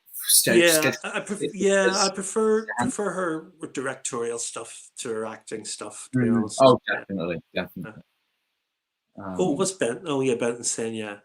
Oh, Winter Light. Ozu. He's watching Ozu films. My favorite so far is Tokyo Twilight. I've not seen Tokyo Twilight. No. I've only seen Late Spring, so I can't say much. I've not seen Good Morning. Good Morning. You seen that? No, I've only seen Late Spring. Okay, yeah. Oh, that's lovely. I own Good Morning on BFI. Right. But it's a lovely little film, Good Morning. Yeah. Yeah. The next one I'm planning to watch is Early Summer. Early Summer. It's good as well. Yeah. I'm trying to watch them in conjunction with the actual. I'm not in Early Summer, but I haven't had chance, so I'm trying to watch it as quickly as possible. Really. You watch them in chronological order? Not quite. Are they connected? Because I know that you used really. It's just sometimes, I don't know about you. Sometimes I like to watch films by a director in the order that they were, the years they were made. So you sort of seeing the director evolve as well. Do you know what I mean? That's usually quite good to do. Yeah, because you can sort of see their style forming. I found that when I watched Jabberwocky, Gilliam's first film, Jabberwocky, you could sort of see where his style was starting to formulate. And then obviously it gradually got better and better through films like Time Bandits Brazil and stuff. And it went on to get better through The Fisher King and get better and better, 12 Monkeys and on and on. And you sort of see his style evolving. And I find that fascinating to watch the director honing his craft and working forward. I suppose when you watch Bergman in that order, you'd see that with Bergman as well, I reckon, too. Yeah. Because I want to watch them in the order that Criterion has put them in the box set. Do you know the Bergman box set? Oh, yes. Is it not in chronological order, is it? It's not. The first film they start with is, what's it called now? What's it called? Songs of a Summer Night, is it? Oh, yes, right, yes. Yeah. So that's not this first film, is it? Yeah. No, that's, for some reason, they start with that film. So I've seen that, and I didn't like it that much, actually. No. I just didn't. Yeah. I just didn't like it that much. So that's the one I've seen, because I got the box set. I thought, I need to kick it off. I'll watch oh, God, first. Yeah. I mean, that's the best way to enjoy Bergman, and just get that set, really. Yeah. So would you say that I should just go out on a rogue and just watch them in chronological order rather than Criterion? It might give you a different insight, because if you think about how he'd be developing his craft, you might then, when you get to that film again, you might sort of appreciate it more, because you'll sort of have seen how he led up to it. I mean, some people maybe don't see it sometimes because they watch films out of order all the time by directors. Scorsese's a great example here. If you watch Scorsese's really early work, and then you go through to his Goodfellas and Casino years, you can see just how much he had changed over those years, and his style of filmmaking had changed as well. I know you're a massive Scorsese fan, Lucas, as well. Well, in fact, I did in March do that exact thing. I revisited and watched what I haven't seen of Scorsese from his first film, Who's That Knocking at My Door, up until Richmond, which was incredible to watch, just to see that great. And I tried to do the same thing with Fellini, but I didn't watch all of it. No, yeah, I know everything Fellini's done, but I've seen quite a bit. I did that for what the films I had available to me, you know, what was streaming at the time, because that was when I didn't have the box set. That was when I didn't have well, some of his films are hard to find. Scorsese's films on DVD, even. I mean, that Bringing Out the Dead's hard to come across. That film's hard to get hold of. Plus, so, and I'd like to see more of his stuff in the Criterion collection. They've been a wee bit odd with him, I think, with what they've picked. Yeah. I'd love to like Alice Doesn't Live Here Anymore. Any of them, really. Well, Alice Doesn't Live Here Anymore is probably one of his best early films before he made Taxi Driver. But I had that on the DVD because there's no Blu-ray of it. Well, I've ordered the Columbia Classics Volume 2 mainly because the 4K Taxi Driver's in it. I can't wait to see the 4K, because that'll be the 2015 4K scan. They put the Blu-ray out in 2015 off that scan, so I know how good that looks because I've got that Blu-ray, and that looks amazing, that cut of Taxi Driver. So I'm really excited to see that. Not so keen on some of the other titles though, because they've picked weird things like Oliver. All right, look, you know, I know it's a really famous movie, but they're doing the Decades thing again, you know, and then they picked Stripes, which quite frankly I wouldn't give the time of day to, but there you go. I don't mind Sense and Sensibility. They put that in there. I'd quite like to see that in 4K. It's a good film, but it's not as good a collection. The second one as the first one. Yeah. I filled in the survey they sent out as well. I answered the survey, and I was quite surprised they picked the titles they did, because I didn't put any of them down in my choices. What's that? They from who? They sent a survey out through their website, and you could sort of request a link to it, and then you could fill in on a big long screen all the ones you thought they should choose. And most of the ones in this set, I didn't choose. I didn't pick them. Oh, wow. So they weren't looking at my answers, definitely. But I've just realised that Benton Xavier is Ben from the Facebook. Ben, Yeah, Ben. Is it Ben Worley? I'm sure this is Ben. Worley, yes. Yeah. Sorry, Ben. I didn't realise this was you. But yes, the crowd. Yeah. I remember. Yeah, Ben. I know Ben likes The Crowd, and I know he's here about the vaccine. So, yeah. Well, King Vidor is a great director. I haven't seen it though, Ben. No. No, I haven't seen that. But I found out about it from your letterbox because I saw you like rated it 5 stars. I was like, oh, what's this film? And so I added it to my watch list. But no, I've yet to watch it. Luke says, if he recommends it. Sorry, Steve. Oh, I'd have a look at The Crowd if he's recommending it. I'd take a look at it. I certainly will. Luke says your live chat comments hasn't been working for me for the past few minutes. It's working now. Finally, I hope comments coming. I'm not sure what happened there, Luke, but as long as you're back. Have you seen the 2 Fear Street movies right now on Netflix, guys? What are your thoughts on them? I haven't. No. I've heard of them. Yeah, I know of them. I know that it's going to be a trilogy, so we're going to get another one on Friday. Yeah. Seems quite how Netflix have just made 3 films and done the trilogy. And why would they do it in July? These are horror films. It's a weird time to do it. I'll check them out, look, because I can watch all 3 of them in one evening, probably. You know. Yeah. Well, I'm thinking of doing that in October because whenever October happens, of course, it's Halloween. I just go nuts and watch loads of horror films. I we just have like a big horror marathon throughout the entire month of October. So I'm probably going to save those films for October. I think that'd be quite good to watch them then. Like you said, watch them all three of them in one evening. That'd be quite fun. Well, they're not going to go anywhere. If they're on Netflix, they'll just stay on Netflix for quite some time, won't they? Yeah. Oh, I think I skipped over someone's comment here about The Sweet Smell of Success, which is great. Oh, it's amazing film, Have you got it? Have you seen it? Oh, Lucas? yeah, I've got the Arrow. Oh, I've it's seen amazing. What a fantastic film. Yeah. No, I totally agree. It's beautifully shot. It's a great film. It is. Yeah. Burt Lancaster, Tony Curtis, those two act so well in that film, especially Lancaster. Yeah. Well, Burt Lancaster's a great actor. He's done so much brilliant stuff. And The Train and Birdman of Alcatraz. And of course, the two Jules Dassin films are really good. Have you seen Brute Force with Burt Lancaster? No, I haven't. Jules Dassin. Because Jules Dassin directed Rififi. You mentioned Rififi, didn't you? Yeah. Yeah, hang on a second. Hang on.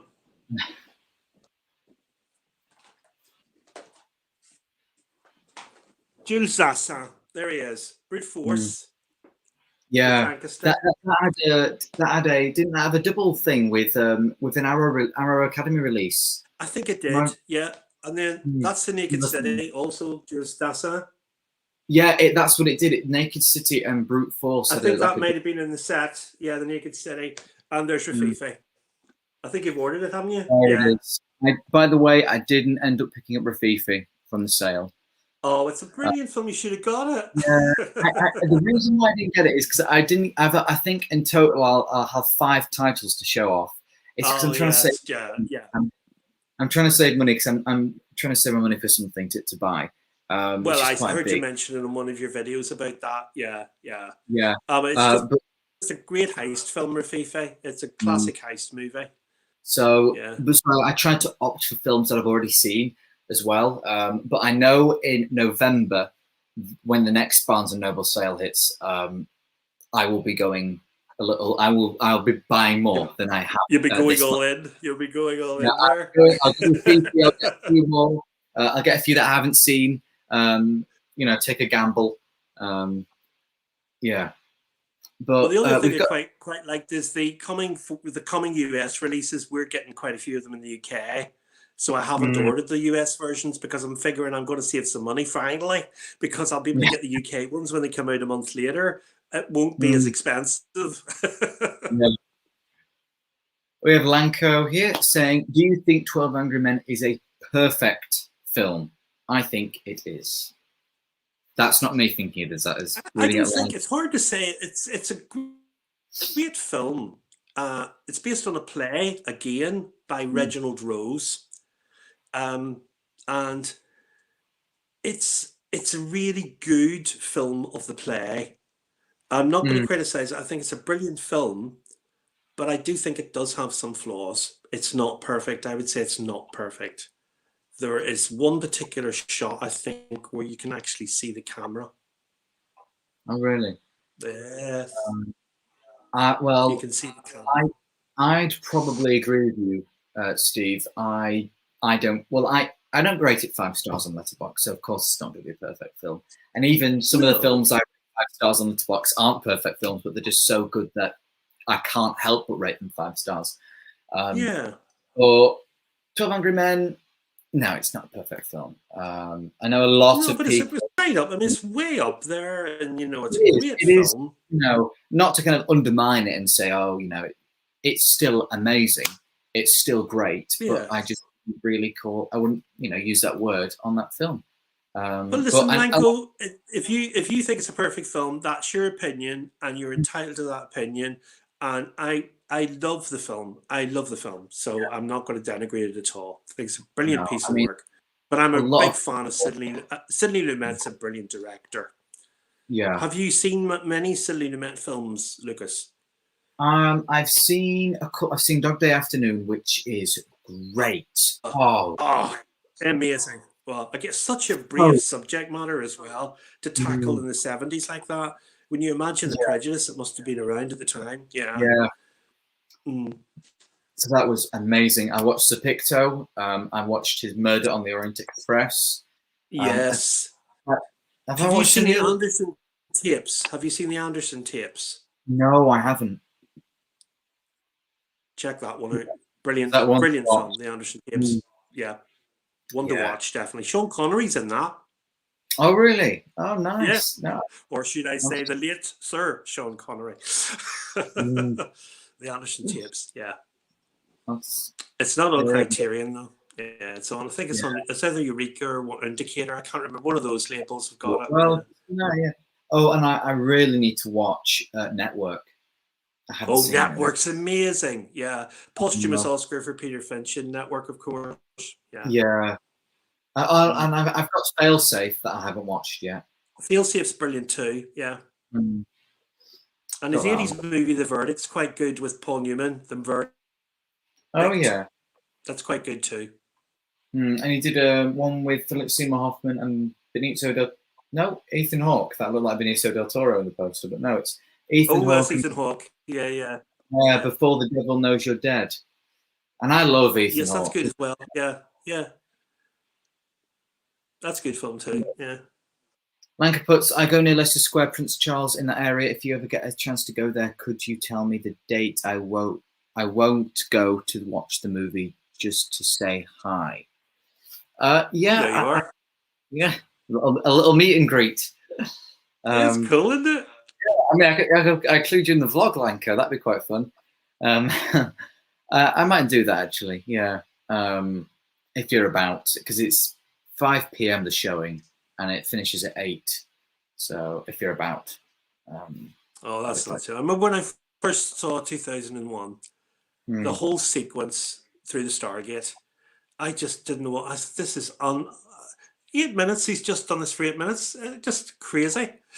I think everyone remembers the first time they watched 2001. At least I do. Yeah, yeah. I just remember where I was, the position I was sat in, where I was. It was in my, I just remember the thought. It was just like nothing I've ever seen before. It changed my perspective completely on cinema and what it was capable of. Yeah, considering when it was made, how much of accuracy's in it about what happened. Like, video phones were in it. Do you know what I mean? And BBC 4 or something, or BBC, what number was a number, wasn't it, after BBC? Yeah. It was like an early thing of satellite TV and cable TV. There was going to be a BBC channel with a number after it, so many other ones, It was just the crazy sort of idea, but it seemed to all come together. Yeah. We've got a question here. What's your opinion on Michael J. Fox? I think he's a good Hollywood actor. I mean, he certainly had his heyday in the 80s, definitely. I mean, he just made film after film after film. And obviously Back to the Future did him enormous favor as an actor. Teen Wolf, films like that. I think he was a really good sort of box office selling actor, Michael J. Fox. Yeah. But there's only one film I remember him in, Lucas. Bright Lights, Big City. Really? Kiefer Sutherland was in that film. Yes, 80s film. And he was actually quite a serious role for Michael J. Fox. One of the more downbeat roles I've seen him do in his whole career. Oh, but he never really repeated it after that. Yeah, it's an interesting film. Bright Lights, Big City. Yeah. I don't know if Louis is it? I don't know if Louis knows that film. But certainly if you went into Michael J. Fox, you should. But certainly check it out. It's a great film. I probably will do that, because he's a good actor. I enjoy it. His most for Back to the Future and whatnot, and he had his heyday in the 80s, and I still like him now. Obviously, he's got he did. I mean, you can't not like Back to the Future. He's perfect in the role of Marty McFly. Perfect. He is really great in that. Wormy says, I go on about Valhalla Rising to Lucas cinematography. Specifically, it's brilliant looking film.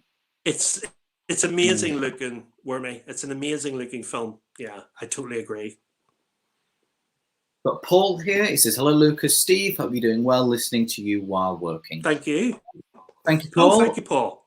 Hopefully we're entertaining enough for you while you work. Hopefully it's been different. If nothing else, it's been something different on the stream. Yeah. Yeah. Wemi says, I fully expect, if you're expecting 300, well. you're going to still be disappointed. Well, I hope it's definitely nothing like 300. Thank God. I've not even seen 300, but I'm not expecting something like that. No, I'm not going to say anything about Zack Snyder because I know there's lots of Zack Snyder fans out there, but I'm not overly impressed with Zack Snyder, to be honest. Generally speaking, yeah. I sat through the 4-hour version of Justice League and I thought, "There's 4 hours of my life gone. I'm never going to get back." I did not like that. Why was it so long? Why was it so long? That is it's just bad. Right, we're going to move on before I get hate everywhere. And Army of the Dead was everyone's entitled to their opinion, Lucas. If they like it, they like it. Everyone's entitled to their opinion. I always say, if you enjoy it, that's great. I'm glad you enjoy it. You know, I'm glad you get enjoyment. It's good. It's a good popcorn movie. Yeah. Louis is back saying, "Have you ever seen The Graduate with Dustin Hoffman? If so, opinions." And have you seen it? Oh yeah, I've seen it. Have you seen it? Well, I directed the play of The Graduate, so did you? I became a sort of expert overnight on that. I used all of the Simon Garfunkel music. I love The Graduate. It's one of my all-time favorite movies. I think Anne Bancroft is amazing in it, and Dustin Hoffman is just absolutely stellar. Yeah, I love the film to bits. I think Mike Nichols is his finest star. The Graduate is definitely Mike Nichols' finest star. I've only seen it once. Yes, Louis, I absolutely love it. I've unfortunately only seen it once, but it's great. I just love the editing in it and everything like that. I've got the Criterion. But, Steve, I've got a question for you. It's so tongue in cheek, Lucas. It's such a piss take, really. You know what I mean? The whole film, it's a strange film because you're laughing so much and you're thinking this shouldn't be that funny. Why is this that funny? She's seducing this young boy. What's funny about that? There shouldn't be anything funny about it.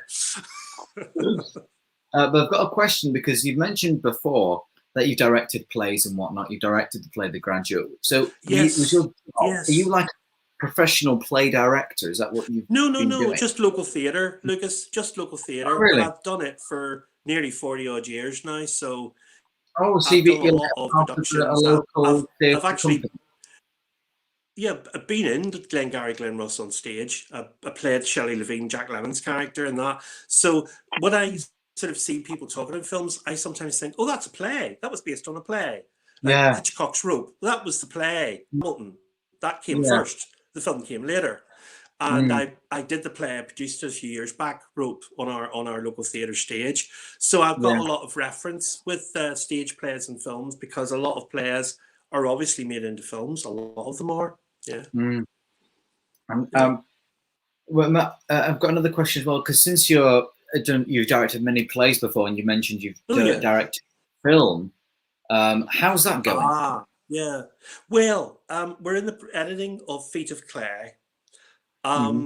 We were meant to shoot it last year because of the lockdown. We couldn't get all the people in because they were all coming to my flat to film it. It was quite an ambitious project because I tend to be one of these people where I have this idea and you may be like this when you develop things, and suddenly it becomes this gigantic behemoth.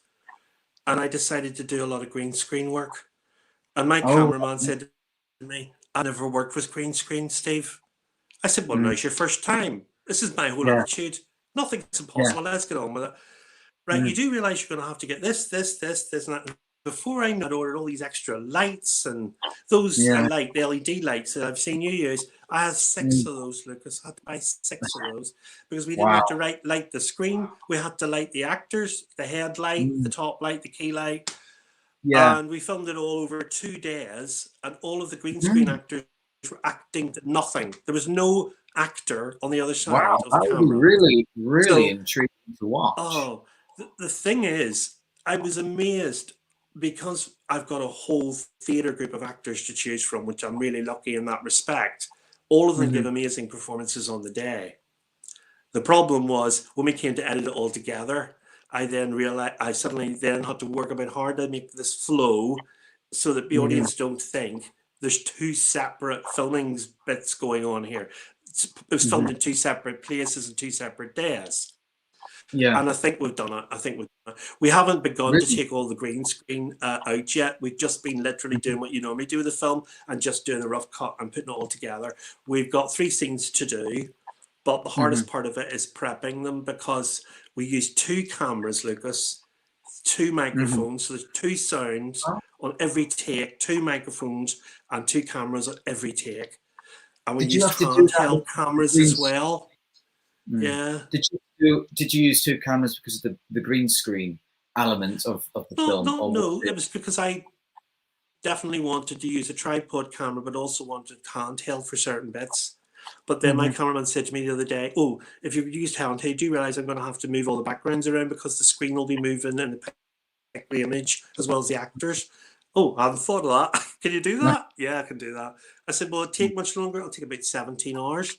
I said, "Well, let's get on with it." So we've done about 37 hours of editing so far, and we've 3 scenes to go. We're going to do some more on Friday, and hopefully we'll have a rough cut with no effects and no music, and all the green screen work still to be done.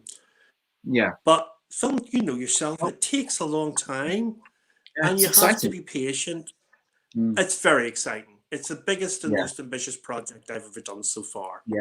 And so since you're part of this theatre company group, is that giving you that's giving you actors in a way? That's kind of, have you rounded this project up around the theatre company group?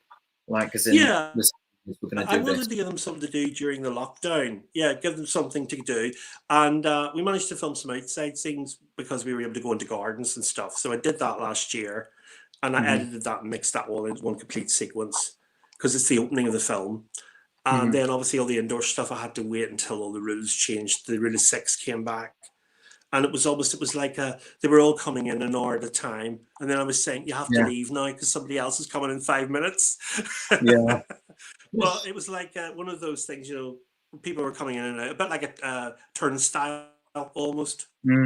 But we had to stay within the rules. But I'm very pleased with what we got done. I'm very, very pleased. And you know how yourself as a filmmaker, you sort of know when it's going to work. Because one of the early editing sessions, I said, you know what? This is going to work. This is actually going to work. Yeah. Because up to that point, it's only in your head. It's all in your head or written down on, you know, the script and stuff. You don't know whether it's going to actually all come together. You don't know if it's going to be able to be pulled off. That's the thing with, I remember just, when I watched the first rough cut of my latest film, A Conversation, I just felt like it was the worst thing. Very good. Made. Yes. Oh, thank you. Well, I'm very critical. You'd be very critical of yourself. I think. I think it's good to be like that because I said I don't want anybody to see a second of this, Rory, until you and me are happy with the rough cut. Then I'll show it to the writer, and the writer will be the only person that sees it. If she doesn't like what we've done in certain bits, we're going to have to go back and do it again.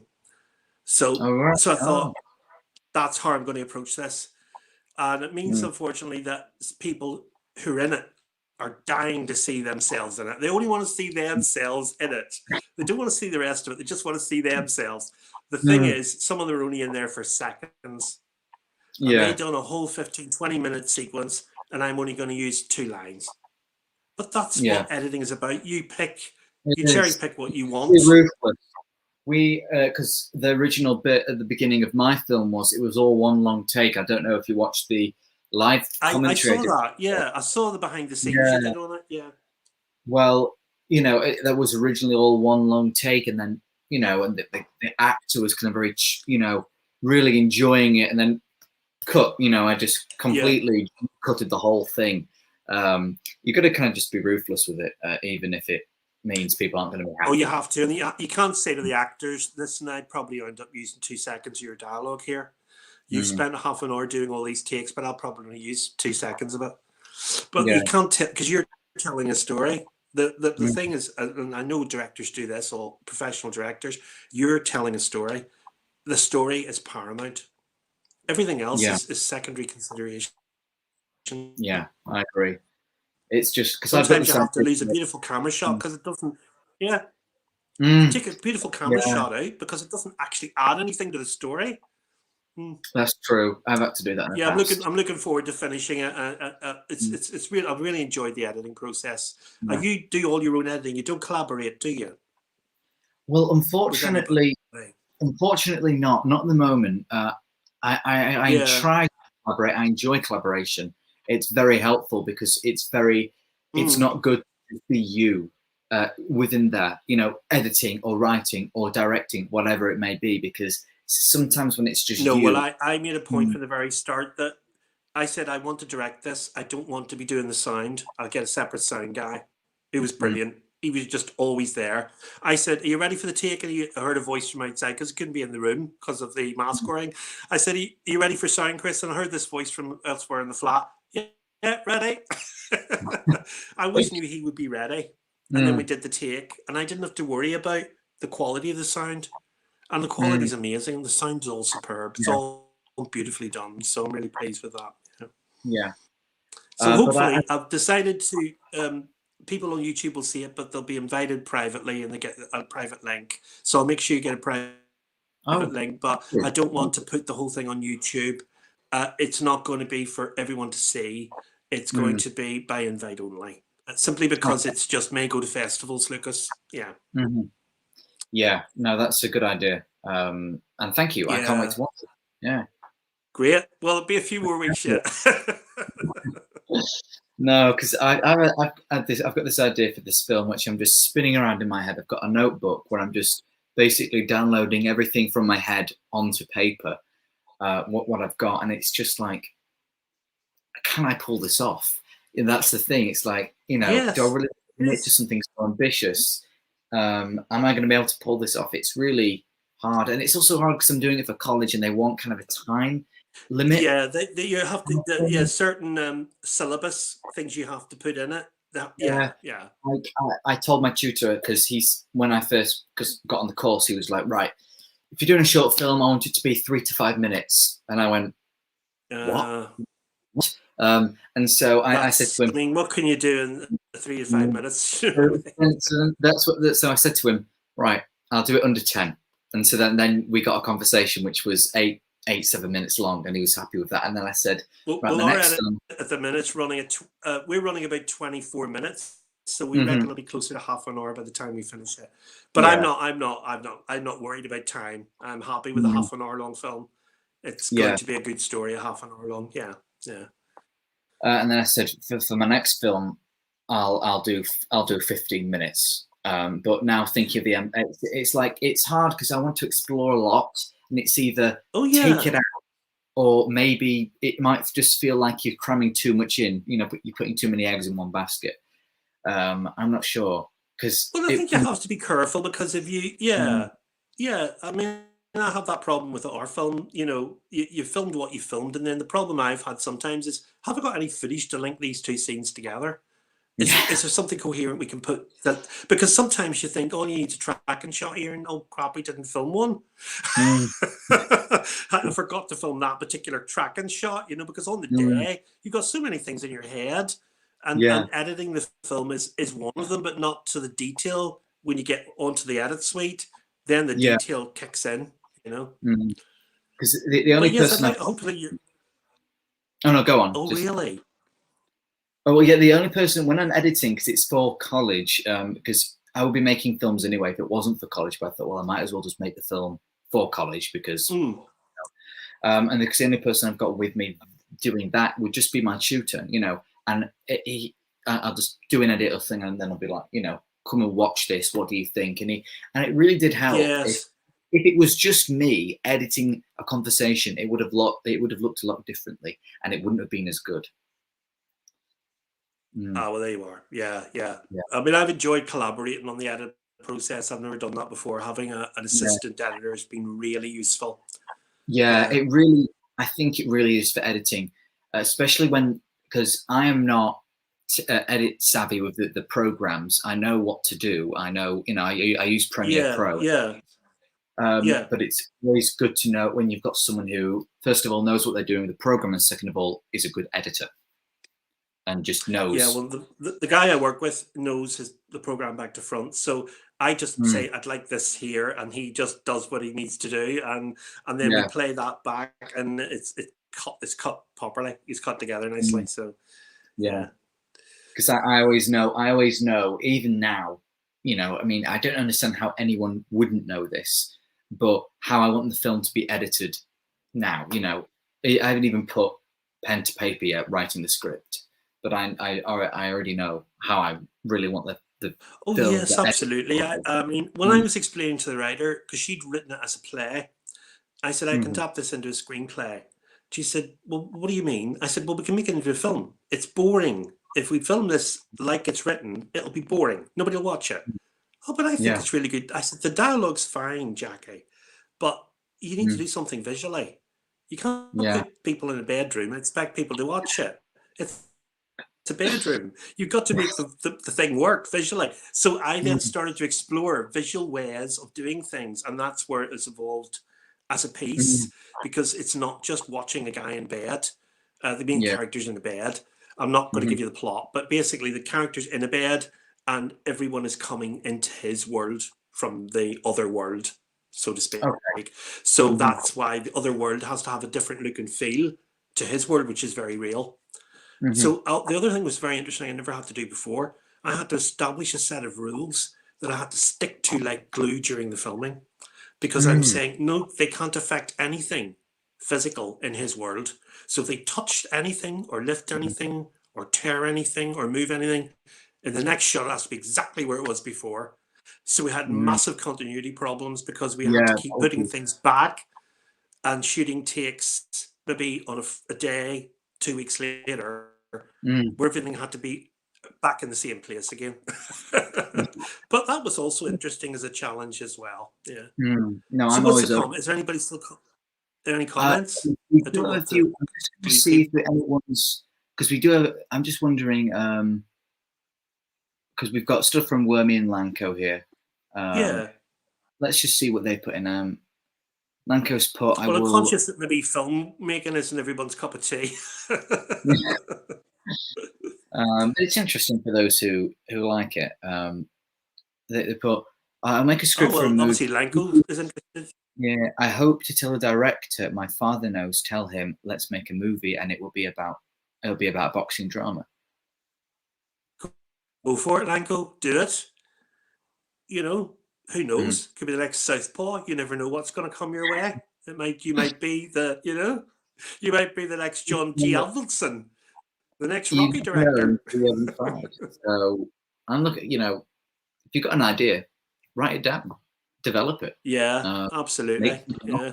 Don't be the type of person to have just numerous notebooks full of ideas and just have that. Don't do that. Do you know about your notebook thing, Lucas? You know another famous director used notebooks as well, don't you? Kubrick? I know he used Jean-Luc notebooks. Godard. Yeah. Did he really? Yeah. Wow. Thank you. I know Kubrick. He wrote his stuff down in a notebook, so you're going after Jean-Luc Godard. You're following his footsteps. Yeah. Well, I did enjoy his Peru Le Fou. So yeah, you know, yeah, that really connected. He did it on oh, it's not Peru Le Fou, it's the other film that recently came out on Criterion. It just slipped my mind the name of it now. Masculine Femina. He did it on that film. He used a notebook on that. Actually, I do remember somebody. Masculine Femina. What? How did he use his? Because did you talk about that in your Criterion video? I did, yeah, because I looked up the background of that, because I found the whole process of that, making that film. I found that quite interesting, and it came out when I looked it up about him using the notebook and writing all his notes in it for his filming days. Yeah, so yeah. I try when I can in the videos to put a bit of background into the film, because it's really interesting. I don't really want to be talking about the plot of the movie. Otherwise, I'm sort of previewing a film, and I don't want to tell you what it's about, because then why would you want to watch it? I want you to know how it came about. Yeah. Exactly, because usually I don't tend to like to have people tell me what happens in the film, because I just want to know if it's good or not. If it's good, I'll watch it. I don't care what it's about. I simply couldn't tell us what it's about. I don't want to review films. I'm not interested in reviewing them, you see. Yeah, I don't want to review movies. I want to preview them, really. Yeah. That's good. Archie's put to be something that could be interesting. Oh, Archie's still here. write a script for someone else or vice versa, I would not mind seeing something like that. Let me read that back. To be fair, something that could be interesting is you write a script for someone else, or vice versa. Yeah, I think this came up in a few of my other streams about myself or someone, Archie perhaps, or because I know Archie's interested in filmmaking, directing somebody else's script, because I know you are, Steve. I'm directing someone else's script. Yeah. I've never done that. I've written rewarding. Everything I've directed. Because she wasn't precious about it. She said, well, you know what you're doing. Clearly you need to change some things. Just get on with it. And I said, well, what if I want to cut dialogue, Jackie? She said, fine, if you don't use it, don't use it. We cut quite a lot of her dialogue out that she wrote. Well, that's a very easy to work with. She doesn't know that yet. She doesn't know that yet. Well, at least she said that she's fine with it. Yes. Yeah. Wormy's put something here, but did you write yourself, Steve? Kudos for doing it. I'm currently waiting on agents, having just finished my first feature-length screenplay. Oh, very good. Very impressive. That is. Well, that's excellent. I mean, writing a screenplay is amazing anyway. I couldn't do that. No, I adapted her work for screen. I didn't write it. I didn't change a word of her dialogue at all.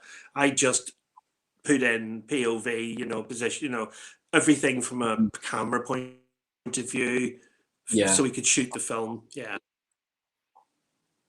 Oh, and then Archie's, I'd be honoured to work with you in some capacity on a picture, Lucas. Dream come true, to be honest. That would be great, Archie. Well, there you are. You've got an offer there, Lucas.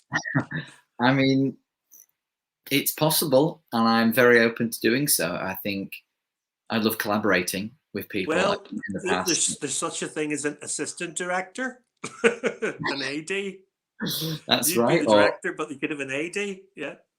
Yeah, Archie can come on down, or I can come down to him, whatever works best, or we could collaborate on the script together. If he's got an idea, throw together a treatment for it. I'll have a read, and yeah, that's take good. things. Yeah, don't be afraid, Archie. My messages are always definitely open. have a dialogue about that. You two, definitely. We certainly do. We really should, Archie. If you've got an idea, let me know. And if you want to, whatever. But no, that would be so good. Where else? Because when Mrs. put, I'm impressed Steve has seen What Dreams May Come, so people have, but I have more. Steve, have you seen The Fountain? Well, I've actually seen The Fountain, thank you. I've seen The Fountain, yes. Or the TV show Raised by Wolves, if you watch TV. No, I haven't seen Raised by Wolves. I heard it's really good, though. But I think I might check that out, because I've heard some good things about that TV show. I do like a lot of American TV. I do tend to watch a lot of American TV. I sat and watched the Bryan Cranston, Your Honor. Really enjoyed that. Oh, really? Oh. I know it can be a very formulaic. American TV can be very formulaic in nature. There's a certain arc always occurs. And to be honest, that series is just as guilty as a lot of the others. But you got an amazing actor like Cranston in the center of it. You really can't go wrong. His performance is stellar. I think he's up for an Emmy, for it. I think. I'm not sure, but I think I've seen him mentioned. I think it's Mary of Easttown with Kate Winslet. Oh, that's brilliant as well. Yeah. Kate Winslet's amazing in that. I've seen 5 episodes so far. I haven't seen the whole series, so don't give away the ending. But yeah, it's brilliant. That's a brilliant show. I think it's up for Emmys as well. Mare of Easttown. Yeah. Yeah. That looked good, and I like the stories. I love Kate Winslet; she's one of my favorite actresses. So I may watch that. I'm not big on TV, but I might watch it because it's meant to be really good. Yeah, it's a good. HBO tend to be better at that sort of thing. I find, as an American company, I like a lot of HBO stuff. Yeah.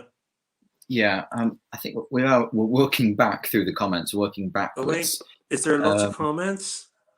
Well, I don't know if I'll be able to get to everybody's comments. Yeah. But Archie's here.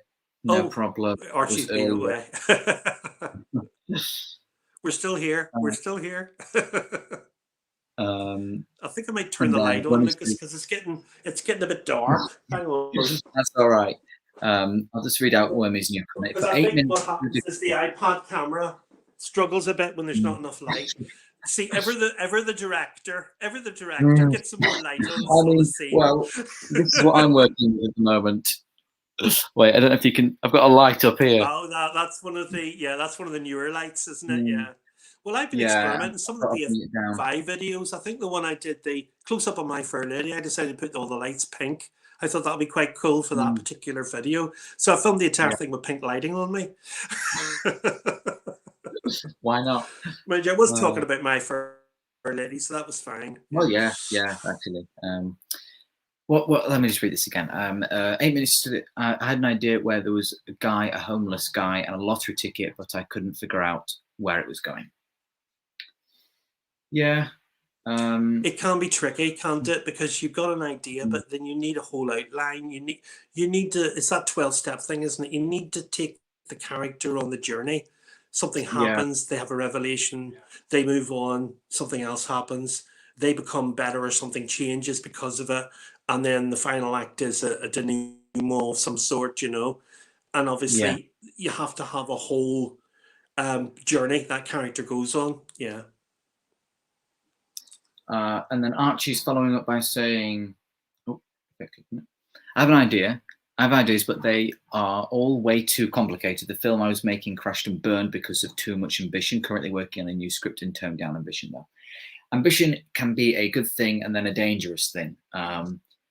Because I have ideas and then they become more and more ambitious. I become too ambitious in my projects. I've had projects where I've written scripts and I gather a cast, and then I just think I can't do this. You know what I mean? When I'm trying to wrap my head around scheduling and all that, I'm just too. It's too ambitious. I'm just way. It's just going to crash and burn if I make it. But I've tried to make it work before, like with Hyde. That was very ambitious with the cast I had, and with making it. You know, it was almost an hour long. That was, you know, a feature-length film. It wasn't meant to be. It's difficult because you have to have things. You have to have certain things. It worked really well for me and Feed It Clay because everyone turned up at the times they were going to. So everyone knew all the lines because they were actors. So I said I didn't tell them how to act. All I did was just direct little bits and nuances in performance. They did all the work. We just turned the camera on and filmed them. So that's what you need. What you do is you just have all the right things in the right order, and then you'll have a successful project. So what I'd say to Archie is, it's not about being complicated. It's about doing it in small steps, Archie. Take what your idea is, formulate your idea, then look for the logistics, what you need, what locations you need, what time you need, who are your crew, and what they can bring to the project. And then you're ready to film it. That's my best advice. Please, there you are. That'd be great. I mean, hopefully you'll agree, Lucas. You'll agree with that. Yeah. You don't turn up and turn a camera on and hope for the best. It just doesn't work. No. Find the core of, I think it's best to ask yourself this question: why are you making it? Then when you have an answer to that question, then you can really step forward, because then everyone who you work with will probably ask you that question: why are you making it?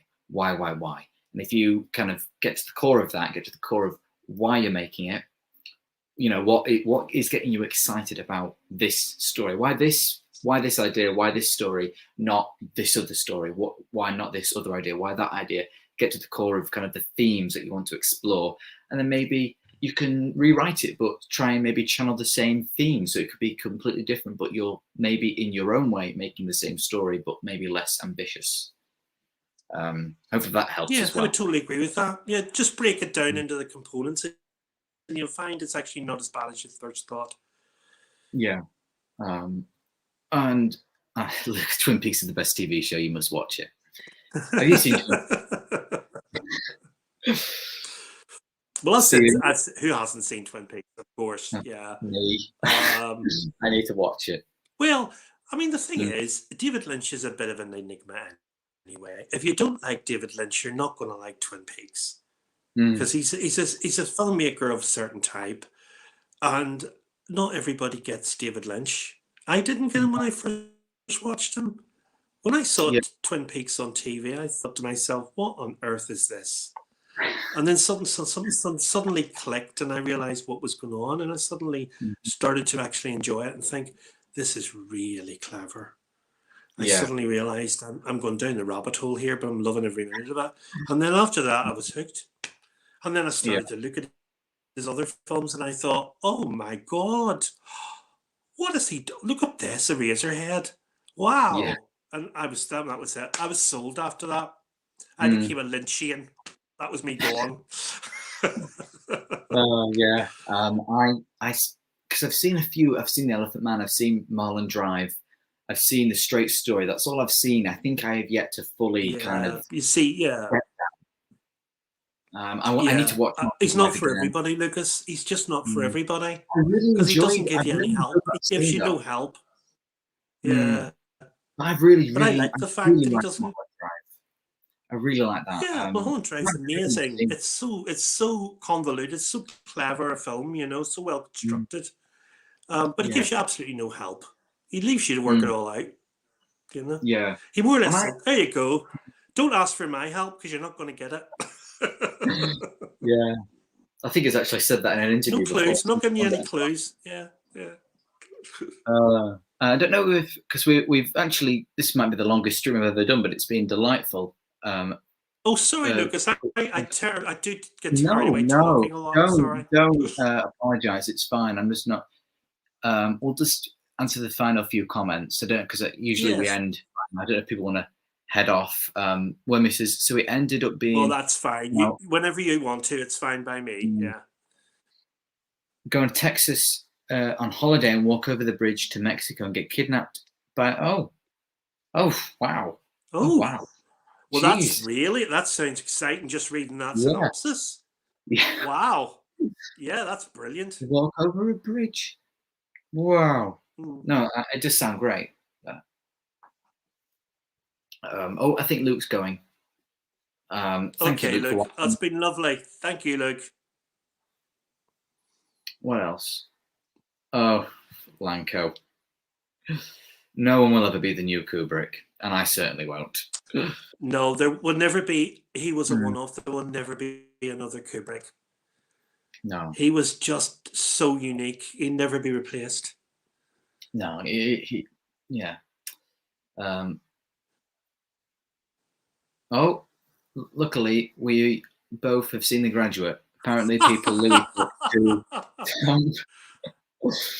Lucas, I don't know if you agree with me, but I think people are missing a wealth of wonderful movies. If you don't go before 1980, you are selling yourself down the river because there are so many amazing films made before 1980. I just don't get if only people would start looking back into the 70s and the 60s.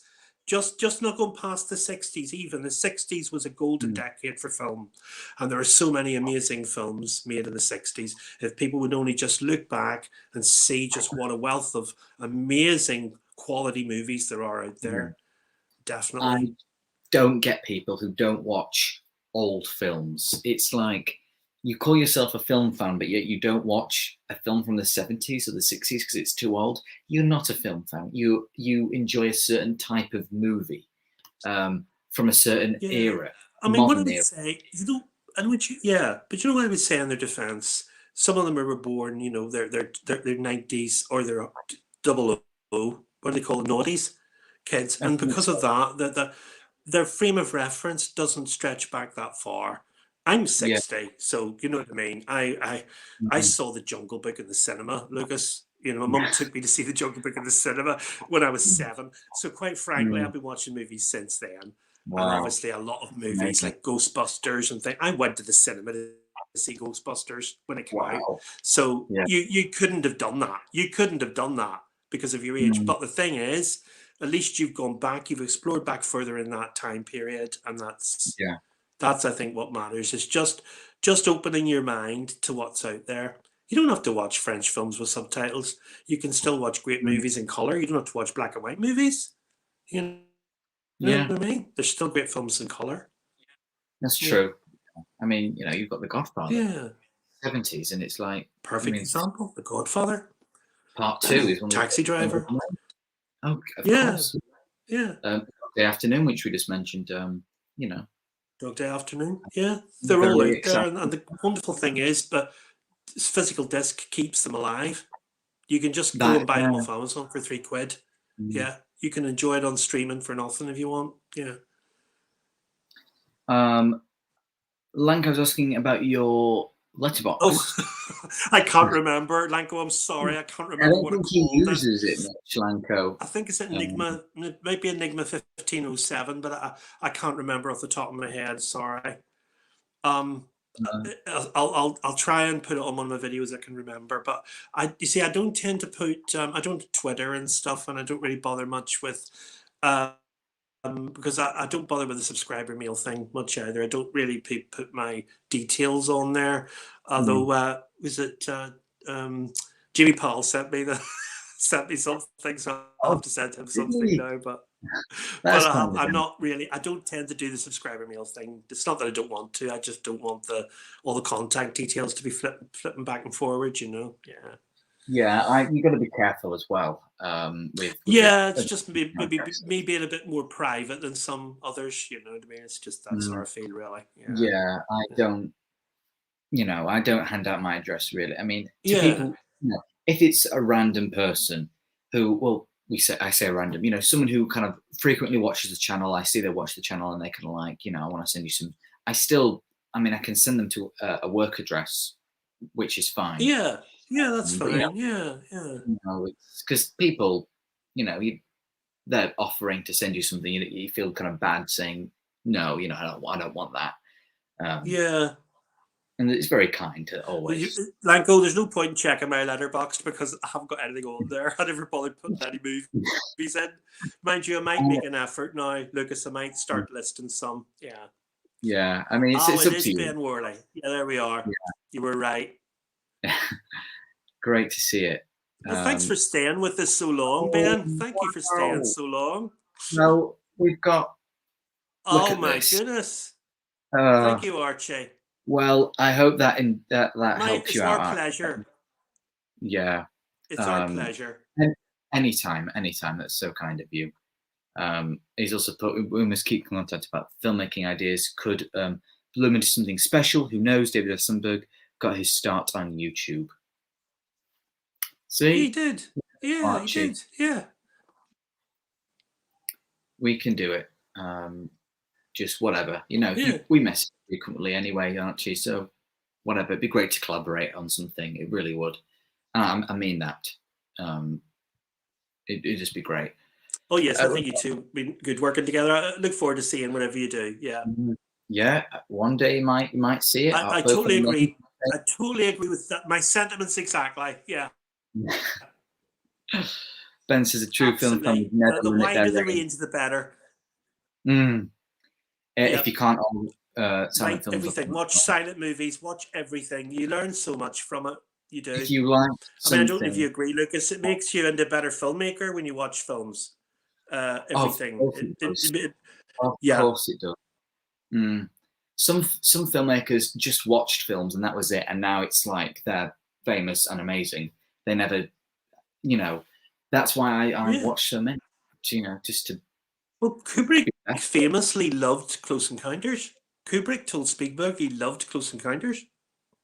Oh yeah, he loved it. He actually wrote a letter and told him how much he liked it. Wow, I didn't know that. He did, because obviously they became good friends after that. Yeah. Unfortunately, he made a fatal error by leaving AI to Spielberg in his will.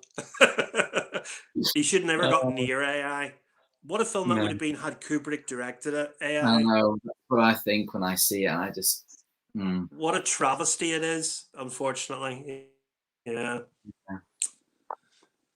It's okay. Spielberg's not watching this stream. Sorry, Stephen. It's the thought that counts. It's the thought that counts. £2 into the room. No, it's somewhere. You'll get it eventually. We'll get the money, actually. You'll get the money eventually. I'm never getting the money. It's not going to go into the endless void. Thank No, you, it's Art. stored away somewhere. Yeah, it's just holding Yes, it, it does. ready, Yeah, it ready to does. be unlocked. Yeah, Um, yeah. yeah. But I think we'll call it a day now. I've almost been streaming for 2.5 hours. But that's been Seriously, that long? yeah, we're 10 minutes Like, off. unbelievable. Yeah, it's just Unbelievable. flown I've by. enjoyed every second. It's been wonderful, Lucas. Thank you so much. So have I. It's been great. Great having you on talk. Of course, we began talking about the 4K Criterion, which was a great discussion. We did. And then we kind of moved on. We just talked about all sorts, which is, Everything. We great. touched on lots of stuff. It was great. Yeah. Yeah, and hopefully people. I'll try and change my name. I'll change my name from Test, I think. I don't want to be called Test. I don't want to continue to be called Test. I'll fix that. Yeah. Yeah. Yeah. Right. Yes. See you later, Wormy. Thank you. See Thank you. you very See you. Yes. Good night, much. Wormy. Good night. People have gotten something out of us rambling on about films. Hopefully it's been. I hope so. Yeah. Lanko found your letterboxed. You'll have a new follower now. He's found it. He's found it. Oh, I'll have to make an effort now. I'll have to make an effort. Somebody's actually looking at it, apart from me. Movie Line, hello, my good friend. I will see you later. Thank you for Bye-bye, Movie Line. Thanks for staying with us. Thank you. Yeah, I'll wait for a few of the people to say, goodbye, because usually I just end the broadcast and then I just see all these comments. Oh, yeah. And it's like, sorry, I ended it a little too soon. I can't see the chat because I haven't pushed the chat button. I've just been watching what comes up on the screen here. Yeah. Yeah. We've had a few of the people. Right. There we are. Josh just came back. Oh, okay. Film Flick. No Cheers, problem, Josh. Bye-bye. Adam, thank you very much. Thank you, everyone. Right, we'll end it here. Hopefully we'll be able to do this next week with another guest I've yet to confirm. But thank you very much, Steve, for coming on. It's been an absolute pleasure. Fantastic. Thank you so much for inviting me, Lucas. No problem at all. So yeah, thank you all. Remember to subscribe to Steve. Hit the link to his channel is in the description below. Subscribe for some great Criterion content. So yeah, thank you all, and I will see you in the next video. Bye.